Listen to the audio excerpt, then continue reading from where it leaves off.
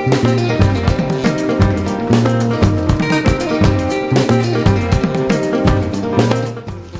you, Jeremy. And my name is Jim Boucher from Hartford City Council, and I'm very privileged to be here tonight, actually, to be a member of the Sheff movement effort, and also from the Hartford City Council to extend our best wishes from the city of Hartford to recognize the remarkable achievements that mark the 20 years of efforts to achieve quality integrated education in Hartford.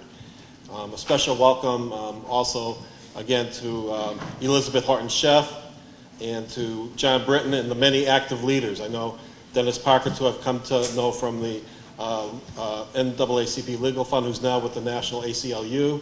And I know that Jeremy had mentioned a number of the other people that have been active leaders in the legal team and plaintiffs and other efforts to try to deal with the issue effectively around quality integrated school strategies.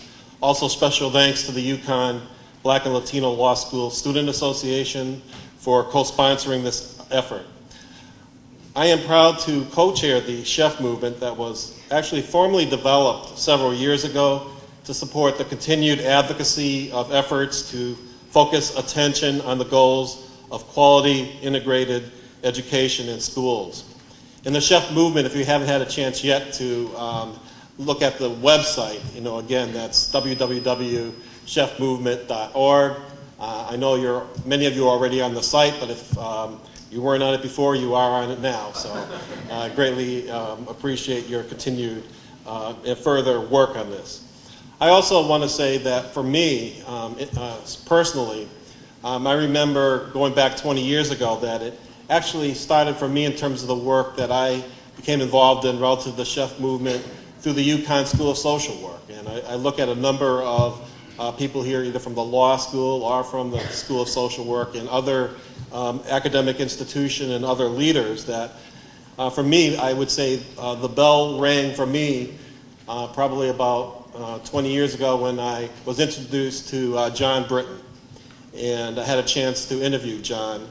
And I asked John a number of questions, but the one answer he gave me to the question of how do we get to quality integrated education, basically he said it would take the lawsuit with advocacy that would eventually see results. And sure enough, after 20 years, while we all recognize that 2 Connecticuts are unacceptable, we have now seeing a lot of the kind of results and achievement that actually, I think we heard earlier today for those that were at a press conference at the Legislative Office Building, where now we can see thousands of young people who are experiencing quality integrated education.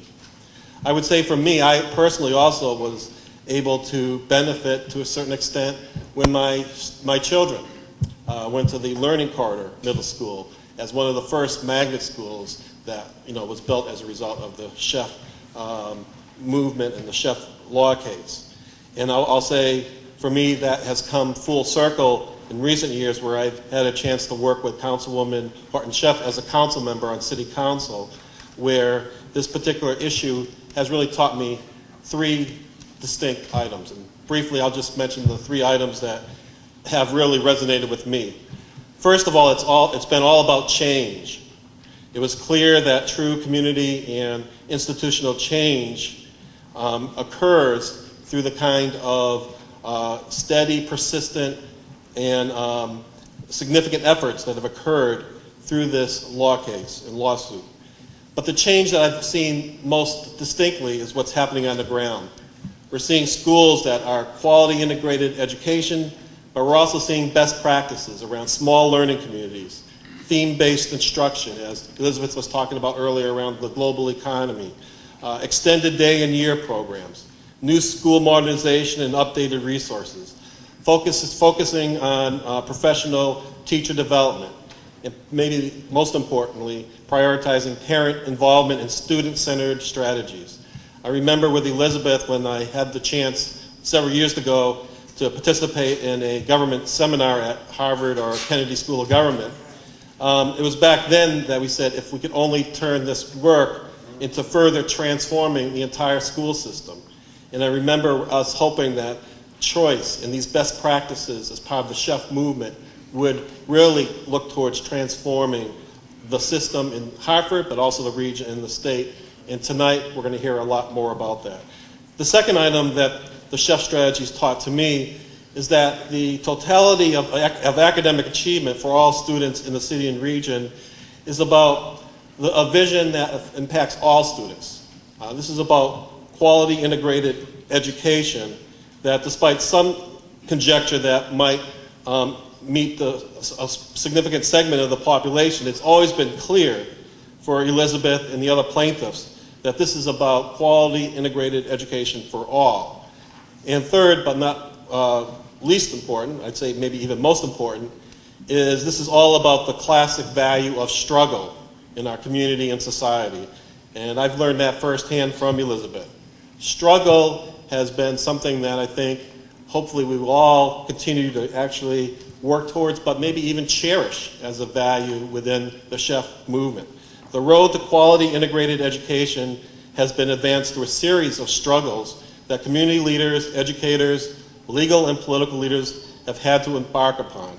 The struggle that I have come to learn in the Sheff movement by numerous leaders is something that is widespread and compelling.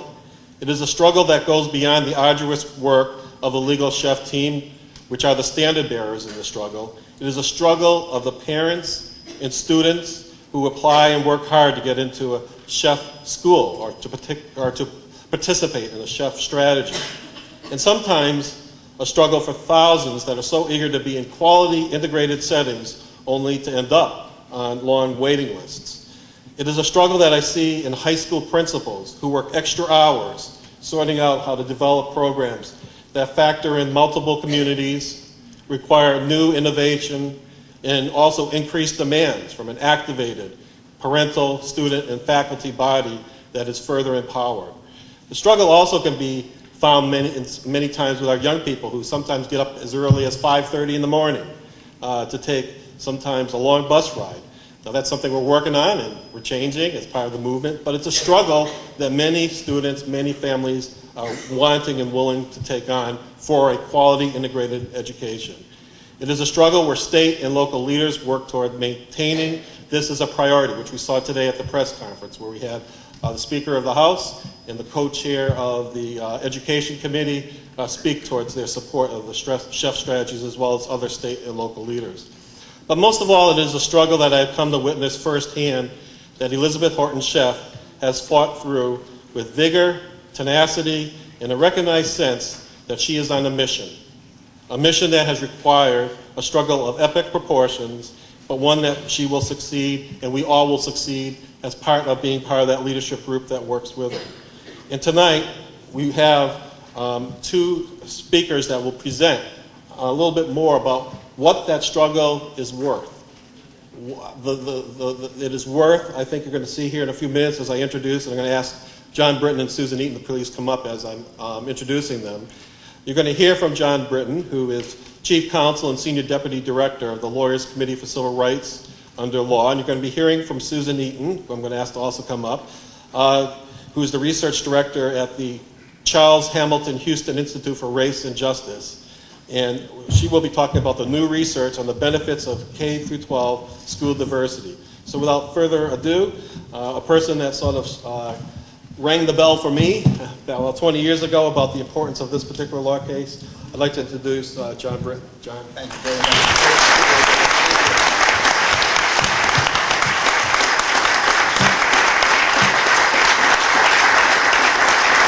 Thank you very much. Thank you.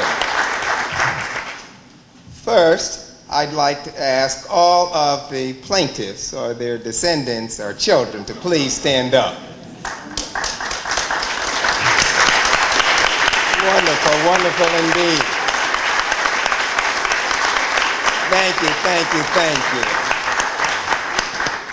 I'd also like to ask any of the lawyers who were part of the original or succeeding team to please stand up.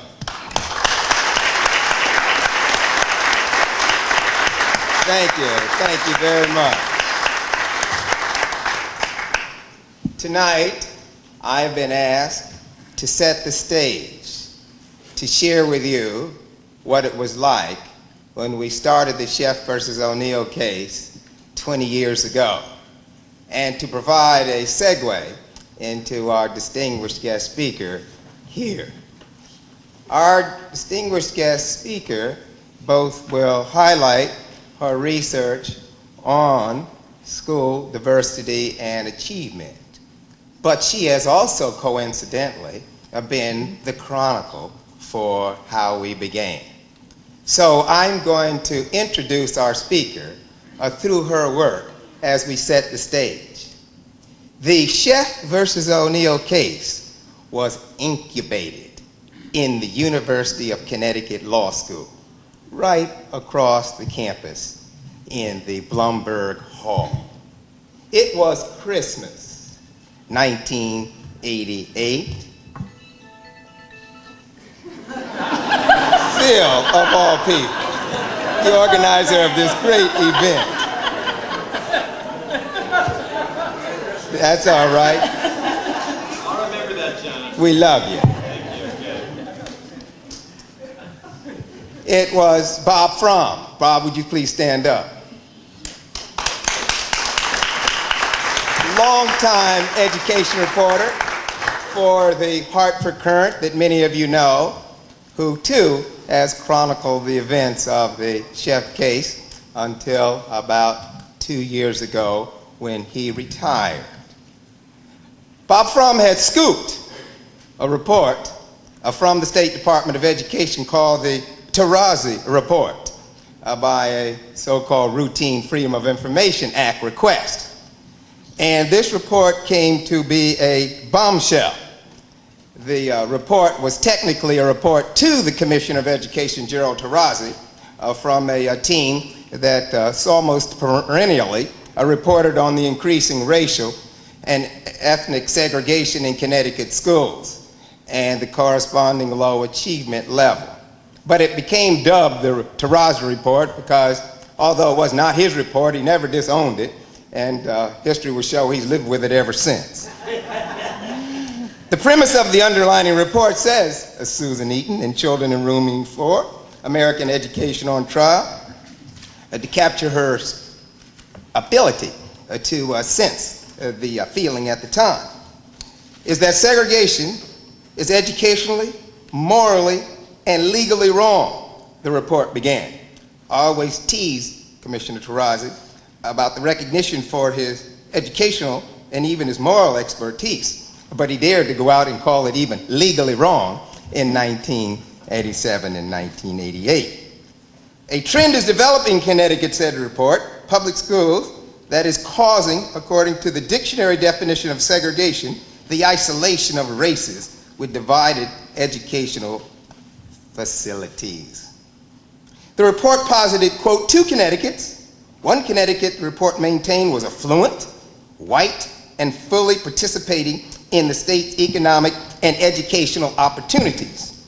The other was poor, black, or Latino, and shut out, unquote. And that report became the spark that led to the Sheff versus O'Neill beginning stages of the suit. The document, of course, was highly controversial. Philip Robertson, a Republican state legislator from suburban Cheshire, called for Tarazi's resignation. It sounded like days of old in the South, when anyone dared to challenge the condition or was subject to expulsion or ostracization. Another Republican, Thomas Scott of suburban Milford, wrote to the Democratic governor, William O'Neill, hence Sheff versus O'Neill, saying Tarazi was, quote, out of control, it's time for you to rein him in, unquote. But to his credit, and to the Office of the Commissioner's credit, they stuck by it, even in the wave of this criticism, as we used to say up north in King Arthur's court, but no less a question of the contest of race and class. So by January, a number of colleagues, I try and omit my name as many times in her book, had decided to gather 100 or so educators, longtime activists, lawmakers, ministers, priests, and rabbis together in an auditorium and lead a discussion about the Tarazi Report. We would follow with a quick history of the construction, the maintenance, and the continuing harm of segregation. Someone would outline the achievement disparities between the rich and the poor, and then they'd lay out the legal options. This was the good old-fashioned NAACP method in the South, where they would bring all the people together and they would talk about the plight, and in the end they would ask, do you want a suit? Nina Morales, an LDF intern who had scoped out and identified state leaders, assembled the invitation list and mailed announcements of a Saturday morning meeting in early January. John Britton booked the UConn Law School auditorium.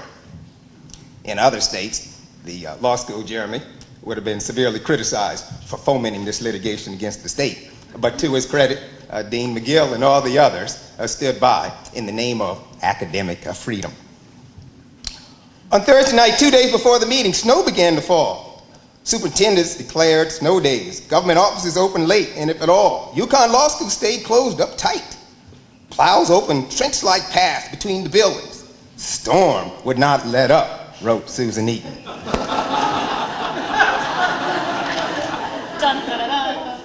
It looked like it might wipe out the meeting, that all the momentous turn from Tarazi was going to be lost. But we decided the stakes and chances on New England hardiness. Come Saturday morning, Britton drove his Peugeot, the 10 minutes from Blue Hills to the law school in the West End, driving down Ridgefield Street across Woodland and onto Asylum. Notice how you Hartfordites, you captured that spirit. He saw fewer cars than usual.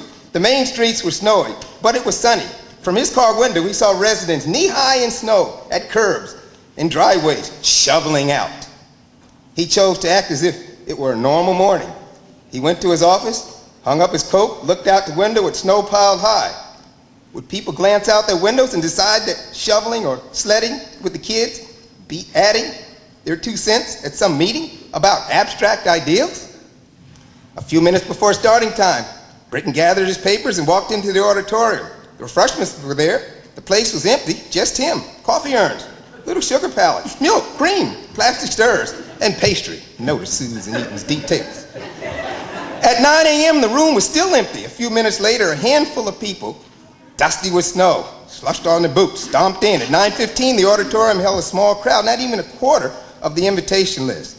Nina Morales came, Phil Tegler, and Martha Stone from the CCO arrived. And Ed Vargas. Ed, would you please stand up? Long-time educator and leader, long-time Puerto Riqueño activist, long-time teachers union head, and one of the central cores of the Sheff versus O'Neill case. Ed Vargas from the Puerto Rican Political Action Committee had sauntered in. Hernan LaFontaine, the city school superintendent, showed up. They were the diehards. Diehards do not a movement make. Maybe it's just not there anymore, Britton permitted himself to wonder. Maybe civil rights is dead. Britton prepared himself for disappointment. Outwardly, he remained expectant. I think we'll start a little late today on account of the snow. We'll get going soon, though, he announced.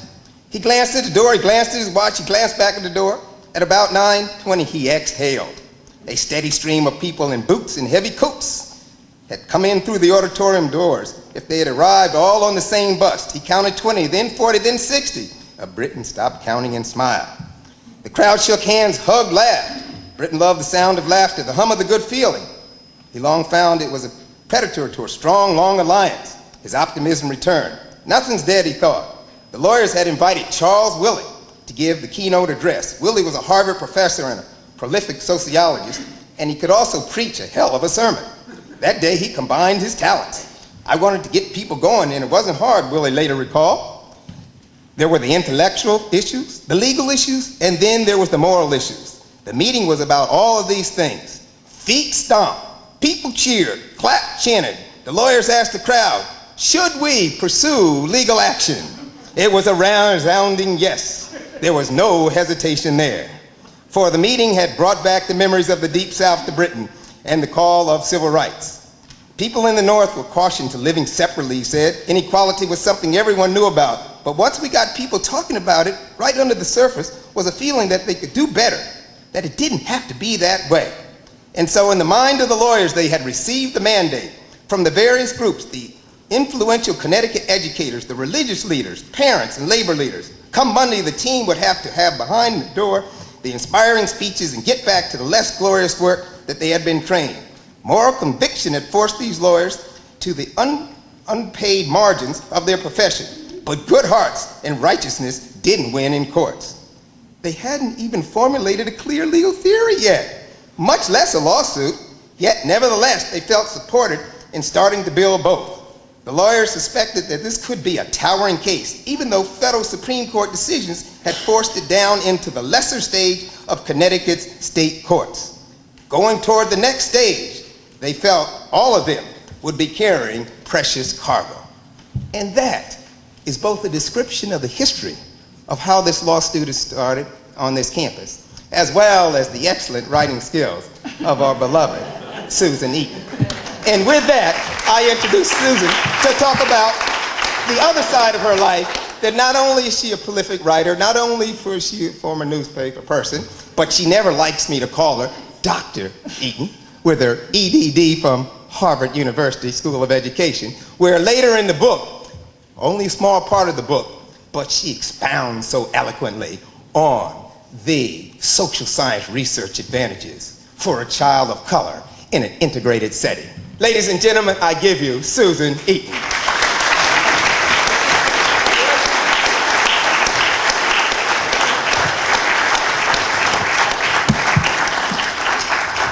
Thank you. First, I just want to know what's so funny about the Peugeot. Oh, because it's like a Volvo? You never see Peugeots anymore. There's like 3 places where you can get a Peugeot fix. I wanted to introduce somebody else who's going to come up here and help me with my presentation. And this presentation wouldn't have been possible without her work and effort and brilliance. Gina Cerchino, who's a researcher at the Houston Institute, graduate like John Britton of Howard Law School as well. Maybe just sit and then I'll tap you on the shoulder. Keep my little clicker. I've never used this little clicker before, but anyway, thank you to everybody for coming out and for organizing this. Special thanks to Phil Tegler and Liz DuPont-Deal for organizing all of this. It's great to see so many people still so steadfast and interested and recognizing the importance of this case, which was filed 20 years ago. I see a lot of familiar faces in the audience, a lot of people who I interviewed for my book, and without whose help I just could not have written it. And the perspectives of people like Ed Vargas, John Britton, Phil Tegler, Dennis Parker, everybody was just invaluable. I am not a lawyer, but I have this idea that since Sheff was filed 20 years ago, I'm going to talk about the kind of research that's been going on related to the questions that really lie at the heart of the case. And when Sheff was first filed in 1989, as I said earlier at the press conference, there was a lot of research, social science research, and a lot of expert witnesses on whom the plaintiffs relied to help build their case and to make the argument, a very simple, clear argument that, one, racial diversity, racial integration, desegregation was beneficial for students, both white students and students of color. There was very little research at the time on white students. There has since been more. And then the second contention was that high poverty concentrations and segregation was actually educationally harmful for a variety of reasons. Now at that time, this was 20 years ago, there was not a lot of research. There was solid research, but not a lot of research on these questions. But what we've learned in the next 2 decades was that the plaintiffs and the argument that was at the center of the Sheff case was absolutely right. And I think that they would have an even stronger case now were they to bring such a case to the courts. And I look out at the lawyers and I'm amazed at how young they all still look. And Elizabeth, I think that you guys have another 20 years in you, definitely. So, I know. Now, I understand there's a lot of controversy around using social science evidence as, sort of the core of a legal case. Because a lot of times, even though, and we saw in a most recent case before the Supreme Court in 2007, even when your social science research is very strong, it can either be totally ignored or it can be completely misinterpreted by the court. So there is a danger in this. And in the end, while social science was important in building the arguments for Sheff and also for getting community support for the case, in the end, it was a real peculiarity in the state constitution of Connecticut that explicitly prohibited segregation that really the Supreme Court was able to hang its ruling. But that said, the evidence has been building over the last 2 decades, and we're going to go through 20 years very quickly tonight and very superficially. But anyone who's interested in any of this can either come up to me afterwards, or we can converse by email, and I'll give you more information about it. But since, for the last 20 years, especially research that's been conducted since the year 2000 is compelling, convincing, and has engendered a consensus among experts about the benefits of racially diverse learning and the harms of racial segregation, both in schools and in neighborhoods. And a socially concerned academic research of the sort that I'm going to show you has long played a central role in civil rights and social justice movements. And one of our missions at the Houston Institute for Race and Justice at Harvard Law School is to sustain and to nurture that relationship. So we commission new research on the kinds of questions that are at the center of Sheff. We translate existing research into a variety of forms, one of which you'll see tonight, so that it can inspire and enhance action. And whether that be in the form of litigation, another lawsuit that Elizabeth will perhaps soon be filing with others, community education efforts, policy, or just simply new conversations between people. So I'm going to begin this presentation with a plea to help Gina and I move this vital knowledge into new circles, into your social, your professional circles, and think about how it might help your case for diversity, equity, and social justice. And I'm going to start, and then we're going to sort of be a relay a little bit. And I am going to have to go through this because I erred on the side of comprehensiveness here. Okay, so the main question here is why pursue racial diversity? And what we're going to be talking about is, and does everybody have a little handout? Oh, there's more here. They're also available on the Sheff website. Yes. So they're also, in addition to that, we have a number of resources on the Houston Institute website that will help you. And we'll give you those resources in a minute. So the central question tonight that we're going to talk about is, what does the most recent and highest quality social science research tell us about diversity and racial integration in schools? We really we looked through all of the research that's been done for 25 years and looked at and had a certain criteria in which we chose only certain studies to really highlight and look at, and all of those things had to have certain methodologies in place, which I will not bore you with. But Gina's going to do you want to give just a brief outline of kind of overview of the talk, and then I'll go into more detail. Okay. Okay, so I'm just going to give a quick overview. The benefits of racial diversity. Social science evidence consistently supports the fact that racial diversity is a good idea in schools. Rigorous studies conducted since 2000 on desegregation and diversity use more sophisticated statistical techniques. And researchers are now better able to parse out effects of peer, family, and neighborhood influences than they were in the past. And I'm just going to give a quick overview of sort of some of the things that we're going to be talking about, which 3 things really. The individual benefits to the students in the short term and the long term, so those are 2 different things, and then the social benefits of diversity. So academically, sort of speaking generally, long-standing research findings support the argument that desegregation, especially voluntary desegregation, is associated with improved test scores among African American students, and that having more advantaged peers consistently results in better outcomes for African American and Latino students. So, how do students benefit from racial diversity? One thing that we wanted to sort of talk about is the fact that often excellence is set up to be in competition with integration, when in fact that's not the case. Diversity is associated with improved math achievement, improved reading achievement, improved critical thinking skills, and reduced racial stereotyping. So educators in diverse schools have also an increased capacity to intervene and counteract non-school related challenges. We have a... Yeah, there's two. Sorry. Okay. In terms of the impact of racial diversity later in life, you are seeing that diversity impacts positively college success and college going rates, as well as job performance and professional success, and also the perpetuation of ideals related to desegregation. And then what are the social benefits of diversity? Some of the things that we've selected to talk about today are lower dropout rates, some research findings suggesting lower crime rates with children that are attending desegregated schools, and the potential for increased social cohesion that comes from diverse schools. All right, now I'm going to go a little bit into detail, and again, I apologize for the speed with which I'm going to go, but a little bit more detail in terms of math. I know that that's a major concern. Everybody is talking about, math scores, achievement gap.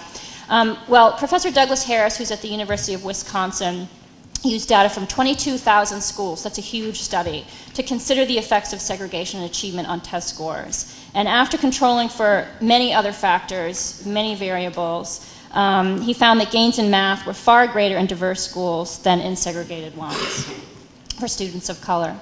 And then this is a lot of this research is just coming out. It's really brand new, hot off the journal presses, so very exciting. A forthcoming study, which isn't even out yet, and this was a synthesis of 46 other high-quality studies published since 1990, showed that racial diversity is indeed associated very strongly with improved math achievement in nearly all of the 46 studies considered. And all of the studies show that economic diversity is associated with math achievement as well. Now, this is a national study. A forthcoming longitudinal study found that increases in the black, white, and Latino white achievement gap correspond to increases in racial segregation. And again, these were studies that used a variety of controls to see that segregation itself was an independent variable for a relatively larger achievement gap in math. And then another national study showed that the higher percent of racial minorities in a high school, the lower the students gained, the less the students gained in math, and the fewer math courses they actually took. And some of that was a result of availability, sometimes not, whether the courses were available or not. And then we have some state-level studies as well. I'm sorry, I can't read the red very well. I apologize for that color, but we were trying to be pretty. State-level studies that controlled for many competing variables also tend to show quite similar relationships. And this is two particularly good studies that we looked at from Texas and Florida. And segregation itself, we're talking about racial segregation as an independent variable, explains, quote, a significant portion of the black-white achievement gap in math. And in Florida, a professor named Catherine Borman at the University of Florida found that racial isolation, so that's a measure of racial segregation, itself had a negative effect on a school's math and reading scores. Now we're going to go to the other big concern when we're talking about the achievement gap, and that's reading. And the evidence here is quite strong, much stronger than I thought it would be before we started looking at this literature. Now we'll start with national studies, diverse, and we're talking about high schools now. So we're not just talking about little kids, we're talking about high schools, which are, problematic in many ways for studying, but diverse high schools. So this was a measure that they used between 25 to 54% of students of color have smaller racial gaps in reading than do schools with extremely high portions of students of color or extremely small portions of students of color. So that really speaks to the issue of diversity. So tokenism, again, when you've got one or two black kids in a class, you may not see that kind of difference. But when we're talking about diversity, you really do. Okay, now we're over here. Now, these are state-level studies. Again, Catherine Borman, the same professor who studied math scores, her study of reading showed that independent of other factors, racial segregation, particularly of African-American students, she did not study Latino students, in Florida had a negative impact on test scores in reading. And racial segregation did not affect reading scores in kindergarten, okay? But by first grade, there were, quote, significant negative side effects of segregation itself on reading. Okay, we go now from reading to, we're going to change here, and we're going to talk about critical thinking and problem-solving skills. And that's shorthand, I guess, because I couldn't think of what else to put on the little space up there. And again, I was trying to be pretty inconsistent. So basically, when we listen to economists or business leaders, and they talk about the kinds of students that they want for the future, they do not say, we want kids who score really high on reading tests and math tests. What they say is that we need people who are able to work in diverse groups, who are able to take a problem and tackle it together. We need people who can take information, analyze it, and communicate it in a way that will reach a diverse audience of people. So there's a few mathematicians, but the most well-known, and I think who does the best work, is a gentleman named Scott Page at University of Michigan. And he developed an actual mathematical formula in which he was able to prove that diversity is actually a benefit for problem solving. That when you have a diverse team of people, you will get better results than if you have, quote, the smartest people in the room measured by, say, test score, for example. So this is a little bit difficult to understand sometimes, but when he talks about diversity, he doesn't just mean, one who's smart in math, one who's smart in reading, one who scores high in science. He actually does mean things like identity diversity, geographical diversity, racial diversity, and economic diversity. Because how you identify, Scott Page has shown, really will determine what kinds of tools and perspectives you bring to a problem. And it's those differing perspectives that actually allows for better problem solving and more efficient problem solving. And his book, The Difference, How the Power of Diversity Creates Better Groups, Firms, Schools, and Societies, Gina has actually read it, and it's very thick. And I think somebody said, it's really great airplane reading if you're going around the world. But she was actually able to understand it and sum it up. And what's interesting is that oftentimes, in this book, Scott Page explains that oftentimes diversity has been something that's been pursued by the left, by liberals, by progressives, as a way to create equality. But what he's seen now, and what's true if you look at some of the legal cases in affirmative action, where you're seeing this call come from is actually the business sector. People in business saying, we want students who have gone to diverse schools because this is what they're like. So in the end, he sort of sums it up by saying that diversity trumps ability. And another way to look at that is that diversity trumps, having all high test scorers, for example. And this is a finding that has huge implications for the way that we measure, for example, our students. So something like a high-stakes test really doesn't sum up these kinds of qualities that Page is talking about and that business leaders are really looking for and that economists say are going to be necessary for kids to succeed in this larger society. And so what he says in his book is that rather than being on the defensive about diversity, we should go on the offensive. We should look at difference as something that can improve performance. And another way, because I had trouble understanding Page's book, so another way to think about this is, I don't know if you've ever seen the movie Miracle. It's about the U.S. Olympic team when they were playing. It's a horrible movie. It's a horrible nationalistic right-wing movie. But it's about when the, I don't even remember the year, but it was about the U.S. Olympic team, and what's his name, that guy, Kurt Russell was the main character, and he was the coach, and he was trying to build this team. Now, obviously, on a hockey team, you need any sort of team. You need people with a variety of skills. You need a pitcher, you need a catcher, you need an outfielder, you need people who can run, people who can catch, all that, okay? It's a metaphor. Oh, yeah, well, I'm a baseball person. On a team, whatever. You're on a team, a sports team. You need all different types of people. Well, you know, what people like Scott Page are saying is that that's true, obviously, in anything that you do as a team in the world out there. If you're trying to solve a problem, you need people with different perspectives and different types of skills. Just focusing on, you know, the test score is not going to tell you much. And that what he's saying is that diverse learning experiences, that is the environment in which these skills are learned. They cannot and will not be learned in homogeneous settings. So diverse learning environments are much better for producing the types of students that the economy needs. So in Miracle, some guy comes up to Kurt Russell and he says, "You're missing the best players." And he says, "I'm not looking for the best players, Craig. I'm looking for the right ones." So that just helped me understand Scott Page's algorithms. I don't know. Gina didn't need it, but I did. Now, also in terms of critical thinking and problem skills, how racial integration improves critical thinking. So students of different races and ethnic backgrounds bring different types of cultural knowledge and social perspectives into school. Therefore, diverse classrooms are more likely to enhance critical thinking by exposing students to new information and perspectives.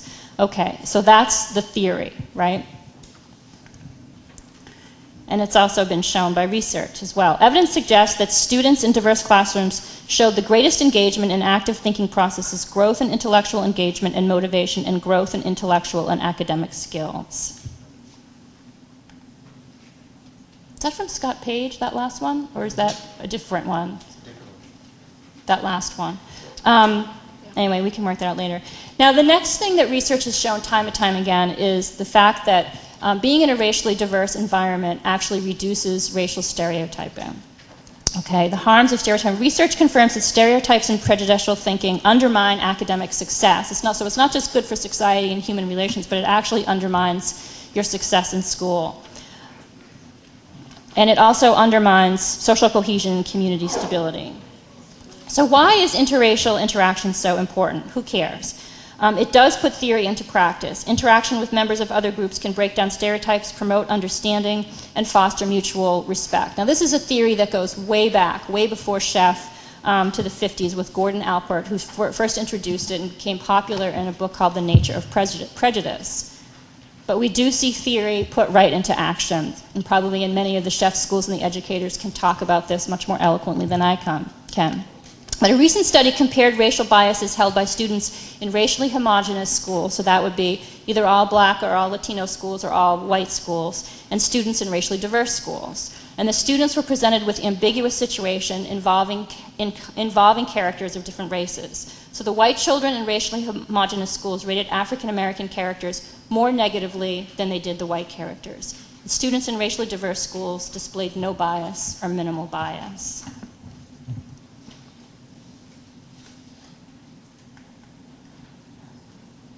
This is just, it kind of brings to life, this is something from Amy Wells and Jennifer Holmes' book called Both Sides Now. And this is a wonderful book, I highly recommend it.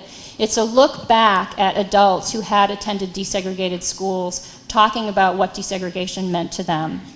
This is just a nice quote. "Race is such a hugely visible thing that I think it makes it so much easier for people to generalize based on one incident when that may very well be unfair. By knowing not just one person, but by knowing a base of people, it was easier not to generalize."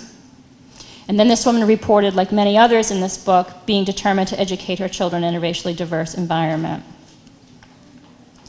So why bother? Why do we want to desegregate K through 12 schools? Early intervention does work. The research shows that early intervention works. Racial classification and stereotypical thinking are developed very early in life, making intervention in elementary and secondary school key. So don't wait until they get to the workplace. Cross-racial interaction during childhood and adolescence helps not only to break down racial stereotypes, but to actually prevent the development of stereotypical thinking. So people who have been to desegregated schools, we now are able to look at the generation of people who actually had desegregated schooling experiences and ask them what their perception was of the experience. And they generally acknowledge, in large majorities, the benefits of diversity. So there were two two in-depth case studies of graduates of desegregated schools nationwide. This is the Amy Wells and Jen Holm book. 242 graduates interviewed between 1999 and 2004, and those interviewed reported benefits such as open-mindedness, reduced prejudice, and reduced fearfulness of other races.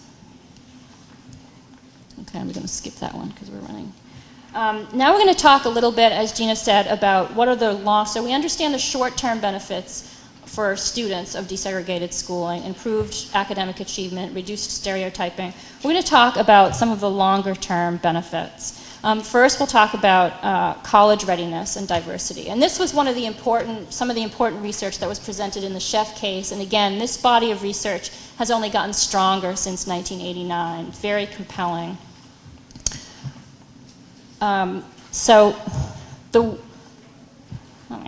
The weight of social science evidence strongly suggests that students of color in majority white schools are far more likely to gain the confidence, the networking skills, and the opportunities for relationship building.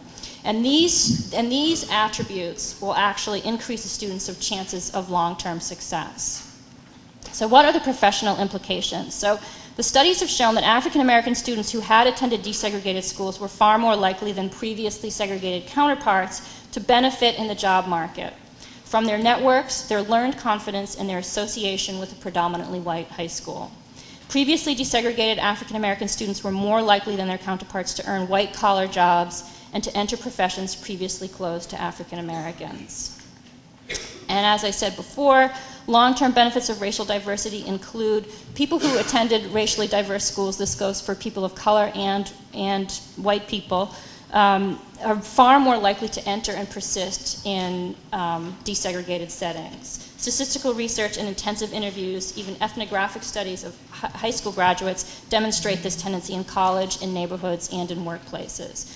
So one well-known researcher, Jamils Braddock, once said, if you want a desegregated integrated society, have desegregated integrated schools. If you want a segregated separate society, have segregated separate schools.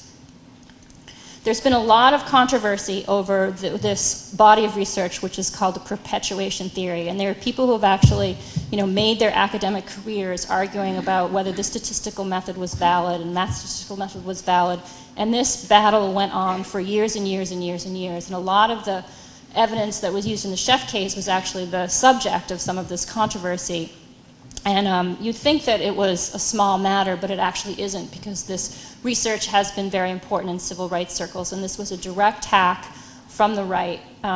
So the question was, is this perpetuation theory research really valid? And then what the National Academy of Education concluded in 2007 was that some of the research, while it's been criticized for adequate controls, the body of research stands up to scrutiny.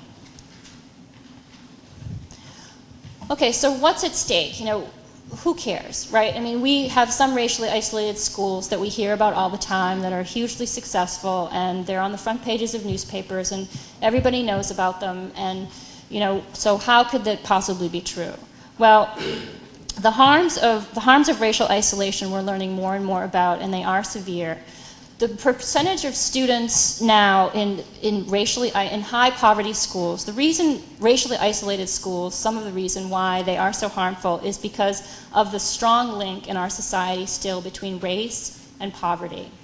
So when you have a highly segregated school with students of color, the chances are very good, almost 9 times out of 10, that it will also be a high poverty school. And that's when a social institution begins to get overwhelmed and face challenges that are closely related to poverty and make even the best educators, it's very difficult for them to do their jobs and for kids to reach their highest potential in those schools.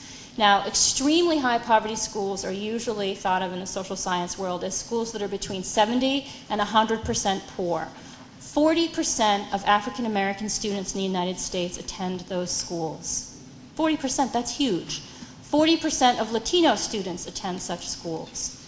6% of white students attend those schools. So when we start to talk about the racial achievement gap, we need to be talking about a lot more than hip-hop music and parenting. We need to be looking at these social conditions that affect kids. So students from all racial minority groups are far less likely to graduate if they attend highly segregated schools. And segregation, again, as an independent variable, has a negative effect upon later college achievement. We don't quite understand why yet. This is something that people are still struggling with and trying to understand exactly why this happens. But the research is quite clear and the effects are quite clear.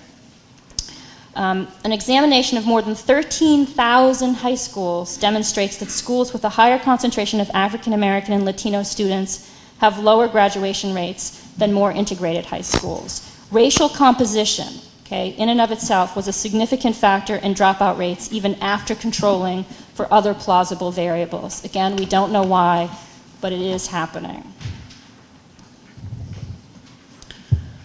Segregated high schools are far less able than desegregated ones to counteract out-of-school challenges such as poverty and neighborhood violence. This is really important, okay, because what we know is that a lot of the problems, a lot of the challenges that show up in schools, schools have absolutely no control over. We're talking about neighborhood problems, increasing poverty, increasing inequality, increasing economic instability.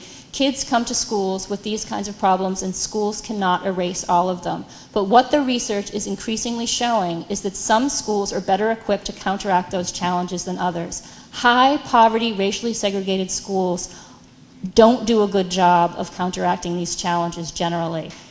Desegregated, economically, predominantly middle-class schools do a far better job of intervening in these challenges and counteracting them and allowing kids the room and the space to reach their full potential. Where am I? I have a different one. Oh, I did? Yep. All right. But I'm done with that one. Yeah. All right. 13,000. We're missing one. I think you're going backwards. All right. Backwards. Okay. So Gina's going to talk a little bit now about about some of the social benefits of racial diversity. And again, this research on desegregation and crime is relatively new. There's been more than one study. I think there have been 3 studies. But again, we don't understand exactly why we're seeing these trends, but these trends are evident nonetheless. So I also want to mention, I know it's hot and we're going to try to get through this because I know it's a lot of information. So bear with us for just a few more minutes. So there, as Susan mentioned, this is actually research that has not yet been released that investigates the impact of desegregation on crime. And these researchers, 3 researchers, were studying the school districts that were subject to mandatory desegregation orders and sort of looking at what the impact was on homicide rates. And it's important to sort of look at these sorts of, indicators because we're always talking about desegregation and integration in terms of what it does for the individual student, but we're less likely to talk about its impact on society and how society benefits. So we're starting to move away from just looking at academic outcomes, just because non-academic outcomes might be as important, if not more important, in terms of social welfare. And one of these most important things that we're looking at is crime and how crime is affected. So it's not, they're not on Okay, here. I'm sorry. That's why I was doing My that. bad. The findings suggest that court-ordered school desegregation generates significant reductions in homicide, offending, and victimization rates for blacks, and reductions in victimizations for whites as well. The effects on blacks were largest in those districts where school systems are desegregated the most, and in general, the researchers are finding that voluntary plans have similar impacts. Within the set of districts that they studied, they found that black homicide victimization rates declined by about 25%, and the arrest rates for blacks declined by about 15%. And then marginally, the homicide victimization rates for whites declined. Additionally, they were finding that desegregation orders reduced homicide by almost the same amount over the summer months as during the school year, and that decreases in homicide offending seems to persist well into adulthood. So it has, implications for how the life trajectory of a student. And the cohorts that were not exposed to desegregation while they were of school age show no signs of having been affected.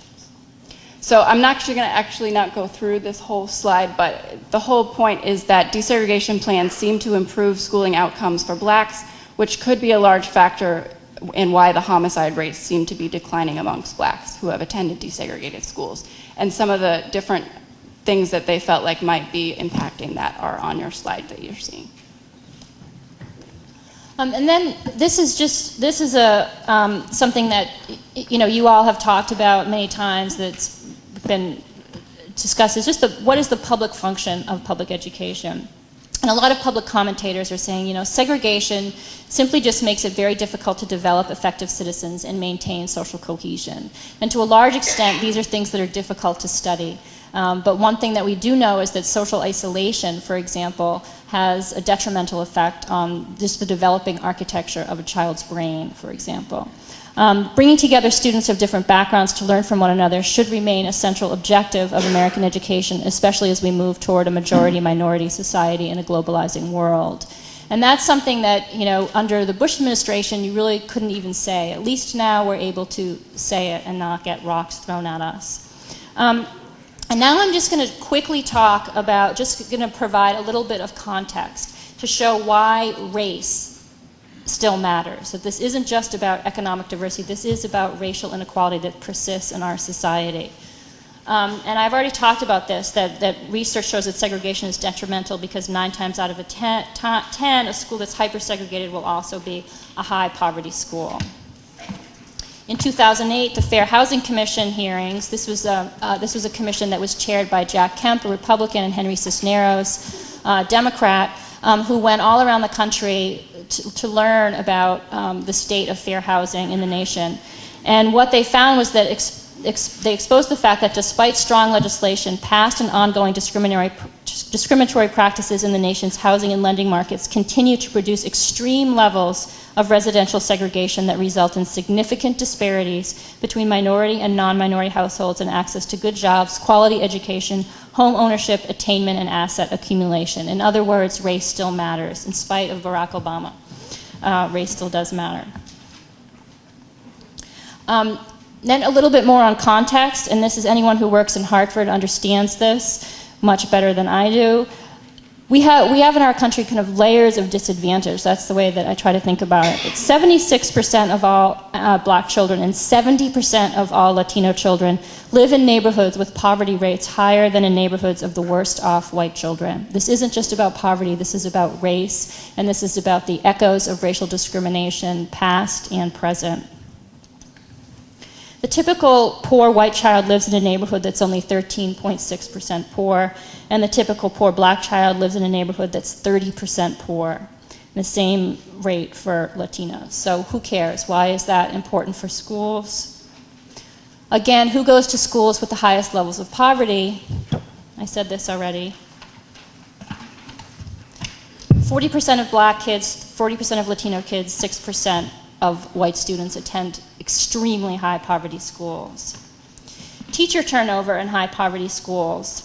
Research shows that teachers are more likely to leave segregated black and Latino schools, that race is the driving factor in predicting teacher mobility in segregated minority schools, more so than working conditions or student poverty.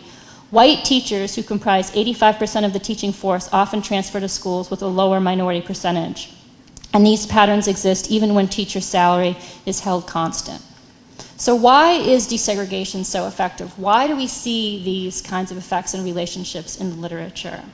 When, by the way, in education research, any of you who've gone to school and have advanced degrees in education understand that it's very rare that you see much of an effect in education research. That's one of the first things I learned. But the effects in these sorts of studies, the relationships in these sorts of studies are particularly strong, which makes it even more convincing. So the theory, one of the strongest theories, and one of the theories that was at the center of the Sheff case, is that it reduces the concentration of social non-school challenges related to poverty and neighborhood inequality that impede learning, so that institutions will not become overwhelmed with these kinds of challenges, and advantaged students are also more evenly distributed. So the idea is that all students will benefit from diversity, and the system becomes more effective overall if the challenges are more evenly distributed. So the question is, does this theory hold? A new and growing body of research says yes, absolutely. This idea is not a new one. It was put forth decades ago by the Coleman Report, Segregated high-poverty schools are simply not as effective as desegregated ones in counteracting non-school challenges that impede learning. This is manifest in an examination of two things that our society very much cares about: test scores and dropout rates. And this is from a forthcoming study. Again, it's not out yet, but we got permission to use it from the author, and I can't really read the red very well. But this is a very powerful study, and he's got two very well-done studies that will come out in the next year in Teachers College Record. Basically, what he found was that overall, desegregated high schools played a more effective role in counterbalancing student-level non-school problems than did segregated ones, especially when Blacks and Latinos had attended integrated elementary and middle schools. There was no evidence of white harm. Whites appeared to have benefited from desegregated schools in similar ways, but to a lesser degree. So then the question that I always get, and this is a question that I try to address in my book, but don't some segregated schools successfully beat the odds? And instead of allowing kids choices to go to school where they want and spending all this money and creating new magnet schools, shouldn't we just work instead to just beef up these segregated schools? Can't separate but equal work. It's a myth. Yes, there are some excellent segregated schools, and we do have a lot to learn from them, and we should be concentrating on doing that. But I just want to talk a little bit about what the research shows about these institutions, which is very different than what you might see in a lot of magazines and newspaper articles and the Oprah Winfrey Show. Professor Douglas Harris of the University of Wisconsin, he looked to schools that served low-income students that recorded high scores in 2 subjects in 2 grades for 2 consecutive years, okay?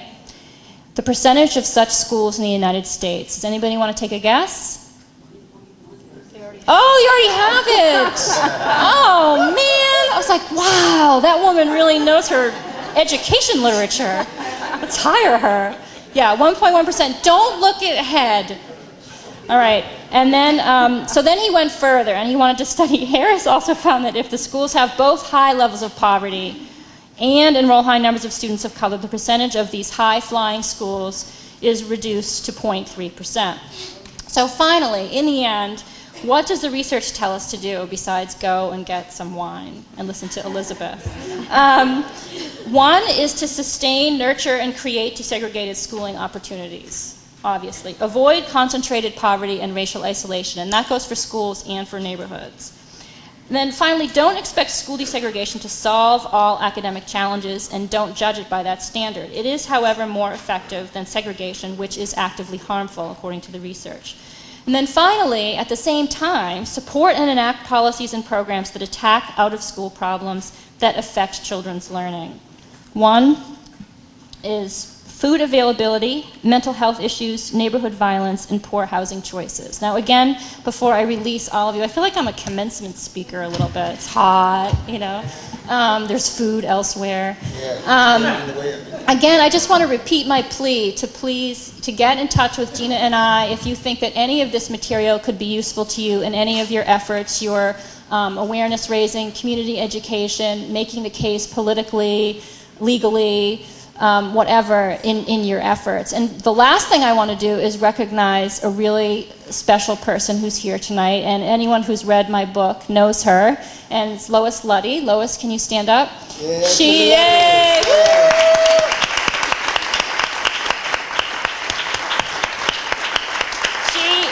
She was the teacher at the center of my book, The Children in Room E4. She is still teaching in Room E4, and I could not have written this book without her. And not only that, I would not have been able to understand as deeply as I did the questions and legal issues that were at the center of the case. So thank you, everybody. Now, let's go have a party. Thank you very much, Susan. Let's give Susan a big hand and Gina a big hand.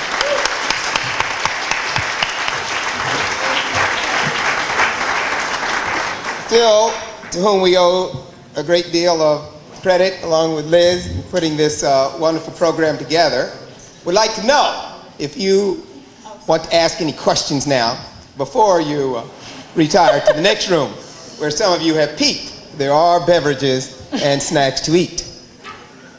We'll take a few booths. Don Noel. You mentioned a URL where we could read some of this material. Would you spell that out for us? Yes, Susan, where can this material be found? Oh, okay. It can be found in 2 places. One is the Sheff website right here, www.sheffmovement.org, and I know they have a lot of other resources as well on their website. or on our website, which is the Houston Institute, and that's www.charleshamiltonhouston, all one word, .org. Next question. Yes. I just want to make a comment. Your research is the direct result of my children, my 4 children, my husband and my children being able to have a desegregated educational experience, and they're thriving. And I love your book. And I'm wondering if the 1.1% of schools that are desegregated, does that include HBCUs? Because until today, K through 12. okay, I never thought of them as being segregated, but they're predominantly black. So. Right. All right, let me repeat the question. The person thanked Susan in her work and research, and she said her children are enjoying a integrated setting. She asked whether her research on the 1% includes historically black colleges and universities, HBCUs, at the higher institutional level. No, those were just K through 12 schools that we looked at, yeah. But I will point out quickly that while there's been a great push, historically as well as the present, for an integrated education in K through 12, the HBCUs, those state historically black colleges and universities, particularly state-supported, at least for purposes of the 14th Amendment, have taken a different path.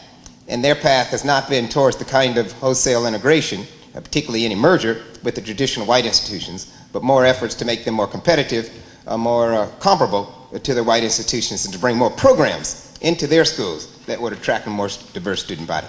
Yeah, and I should just say that this research is not at all applicable to the historically black colleges and universities. It's a different, totally different issue, yeah. Are you about ready to retire? One last burning question? Hearing none. Thank you very much for your patience and your attention. This session is adjourned to the next room for refreshments. Thank you, sis. Yes.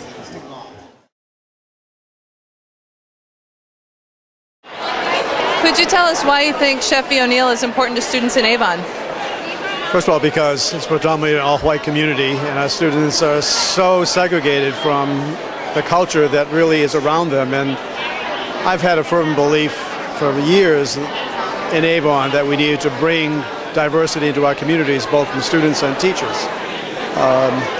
Having testified in the Sheff case on behalf of Sheff, I firmly believe that the parents in my community would welcome a desegregated environment, at the same time would welcome attending schools in a more racially isolated environment. So I promulgated that idea in my testimony, and I still believe it. So could you say a little more about how Avon students benefit? I don't think that's something a lot of people think about. I think the fact that they have an opportunity to interact with students from Hartford, from a different culture, different lifestyle, different life experience, it's important for our students. We're so homogeneous in terms of our economics and our outlook that I think they bring an important point of view to our classroom that they otherwise would not have experienced. That's what the world is like out there. So I think we need to make it as comparable as possible. My frustration is that I wish we could make it grow faster than it is, but we keep working at it and don't give up on it. What's been your experience with actually implementing Sheff programs and magnet schools in your town? So far, very successful.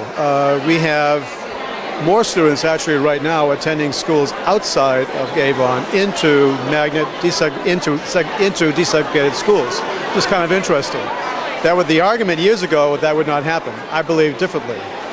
Bringing students into our community allow our parents to, and the opportunities that became available in the Hartford area gave our parents the opportunity to make a choice that they didn't have before. Anything else you'd like to add? No, very much. Thank you. You're welcome. So could you just quickly summarize what's different now in Connecticut versus when things started with the Sheff case?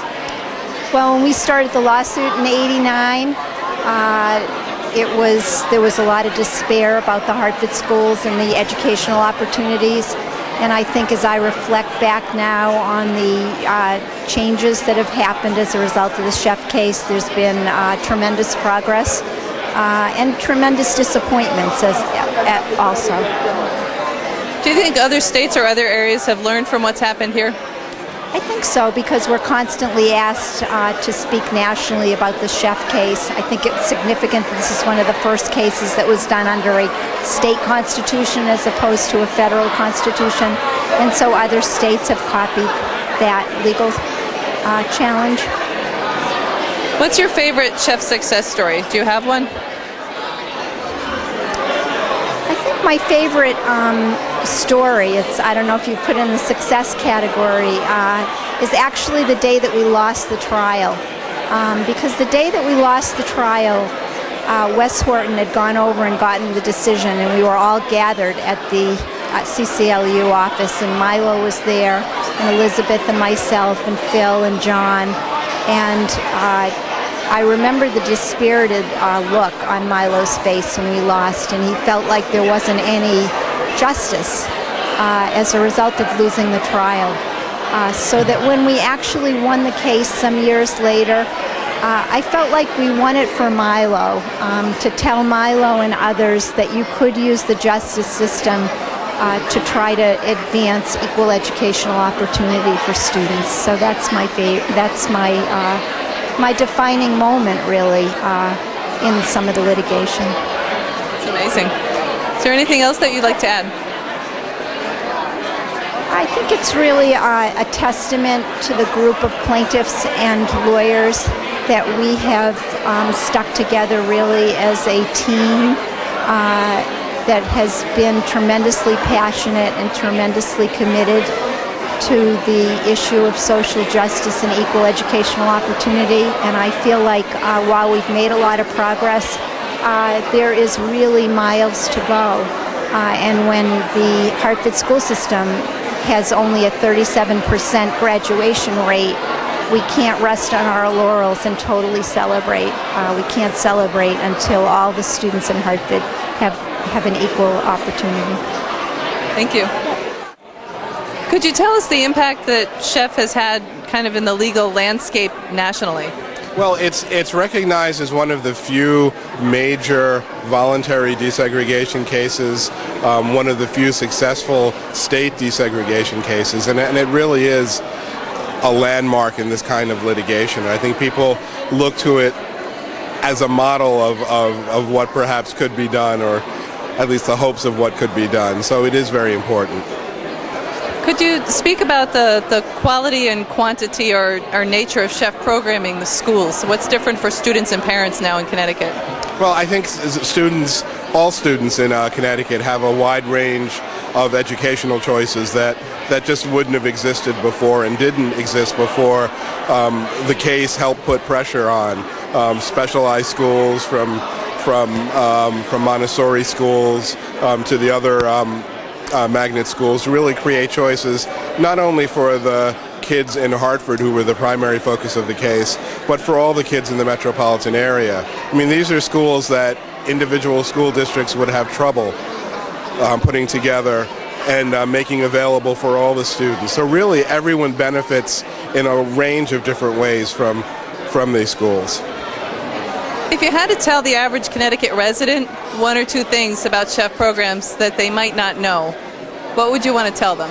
Well, I would point out the success rate of the schools, the extraordinary programs, and most importantly, the interest in the schools, which is both gratifying and frustrating. You know, when we were talking about voluntary remedies in the very beginning of the remedial phase of the case, there were a lot of people who were saying this will never happen. You'll never get kids, particularly from the suburbs, who would be interested in this school. And what we've seen is something really different. We've seen that there's a real desire for it.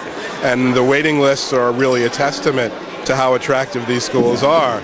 The frustrating part is that we have everything but the seats and the schools that we need. You know, a waiting list is great in terms of showing interest, but it also means that there are a lot of students whose needs and whose desires aren't being met. So we're hopeful that we can do something to create more seats and to create more schools and to accommodate the waiting lists. Well, I wasn't going to ask this, but could you summarize and say a little bit about the demand model that's coming into play and what that means? Well, basically the demand model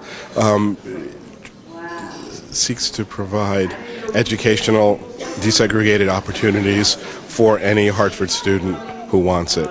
And the measure of success is whether or not people who are looking for these programs will be able to get them.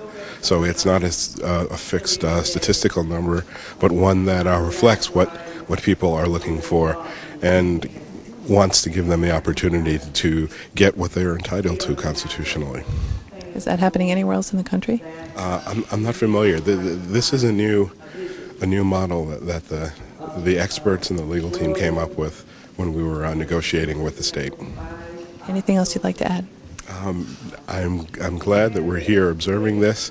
I'm hopeful that we can start to make some more strides in this area, and that 20 years from now this will be just a purely historical event.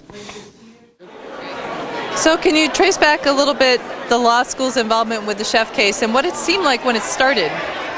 Well, I actually arrived at the law school in 1989, coincidentally enough. And from the point of view of a faculty member, we were all aware of the suit going on. John Britton was really the person who we were most closely connected to, because he was a full-time member of our faculty. And he was here, long hours working on the case. Because this was a private litigation matter, not by private I mean something that he was doing as part of his free time as opposed to part of his job. He probably did some of the work other places besides here on the campus, but it informed his teaching, and we kept track of it. I remember the moment that Martha Stone referenced in her remarks when the trial judge opinion came down, and we were all reading it to try to figure out what did it mean and what was the significance of it. And then, of course, when the Supreme Court reversed the trial judge's opinion, that was a moment where we all did a lot of thinking about what was the significance of this and what would happen. So it's sort of been a case that's been intertwined with the life of the school for many years. But it would be wrong to describe it as a project of the school. It was really a project of John, Wes Horton, Martha Stone, Phil Tegler, and a lot of the other people who were working on it. We would support similar justice projects from any members of our faculty. I mean, what's so appealing about it is that people had a vision and they worked hard to bring that vision to justice. Can you give us some perspective on the outcome of this case nationally? How many, do other states have a decision or a ruling or resulting programming similar to this? That's a very good question. I think that there are a lot of states that have effectively dealt with the issue that was raised in Horton versus Meskel, which is the question of funding equity. But I'm really not aware of any other state case yet that has been as explicit about the link between integration and educational quality as Sheff. Part of that is because the ruling of the case is dependent on the specific provisions of the Connecticut Constitution, and not every state has the same provisions. So it would be almost anomalous for other state courts to reach the same conclusion if they didn't have the same language. But nationally, I think from the research you heard here today, the message I would take from the case is that diversity has always been and remains an issue of social justice. But what the research is increasingly showing is that diversity for our schools and for our nation has become an issue of competitive advantage, and that we just can't afford not to pursue diversity. Could you tell us quickly your perspective of what the Sheff case has brought to Hartford? I think the Sheff case has been a tremendous improvement for Hartford, both for the students who have been able to take advantage of the various opportunities, and also for the rest of the school system to spur on the desire to see improvements throughout the entire system. What do you think Sheff has meant for the region and for the state? Well, I think likewise for the region and the state, Sheff has really opened up the horizons for all of the students in the Sheff region to get a better education, a quality education, an integrated education. And I think as we saw in our 20th anniversary presentation this evening, the research now shows the tremendous value of a diversified educational experience. And although there had been research in the past, the new research is just so powerful and so overwhelming that it's good to see that verification. And I think it just means great, even better things for the future. If you had to pick one or two things about the Sheff programs to tell Hartford or Connecticut parents or citizens that they might not know, what would you tell them? I would suggest to parents throughout the public school systems in Connecticut, whether it's in Hartford or in West Hartford or in Simsbury or anywhere in Connecticut, that a diverse education is not something to be afraid of. It's something to embrace.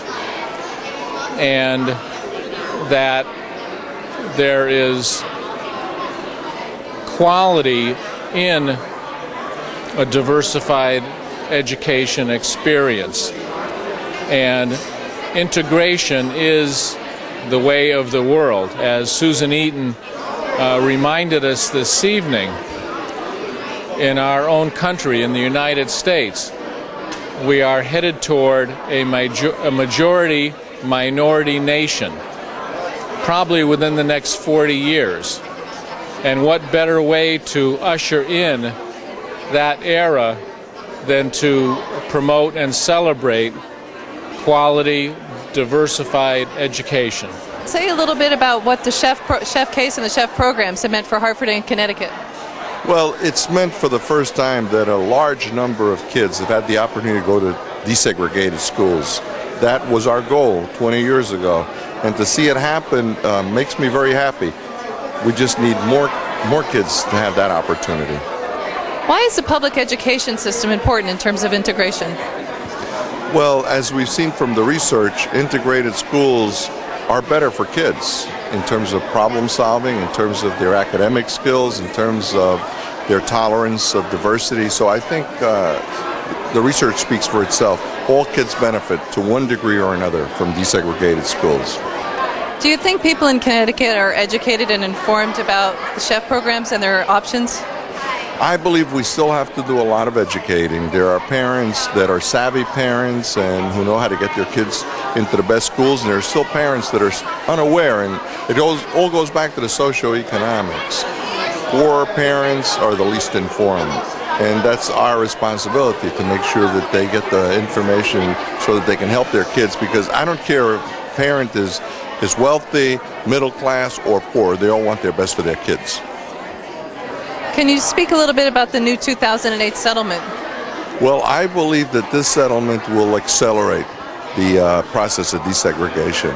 And we have to fight it on many fronts. And I believe the message I got from the presentation today on the 20th anniversary was the issue of those problems that surround the school and how we need to attack those problems to help the kids inside that school. I think that is a message that I heard loud and clear, that we have to help those schools that are surrounded by the problems of demographics that don't help or assist the school or the educational mission of that school. So we have to redouble our efforts to help those schools. Anything else you'd like to add? Well, I just say I'm very proud of the job that everybody did, especially John Britton, who took this case on and was a real champion of this case, and also the plaintiffs, like the Sheff family, the Bermudez family. I helped recruit the Bermudez family with a friend of mine, Danny Perez, who was a labor organizer, and it was wonderful to see that those kids were so articulate, and I have a chance to speak to some of the plaintiffs now that they're young adults. And they turn out to be great kids. So the process of fighting for their rights and for the rights of their community helped them develop into what I consider to be stellar adults. Did you ever imagine when all of this started that this is what would occur? No, I didn't, Liz. What did you think? I certainly didn't imagine, as Susan Eaton pointed out, that 20 years ago that our vision of an integrated education for all children, but particularly for children of color, would be advantageous, would be so well documented by the confidence of social science research. Although she said there was some evidence in those days, it was hardly as strong as it is 20 years later. Could you attempt to characterize briefly the totality of the situation that motivated you to bring this lawsuit?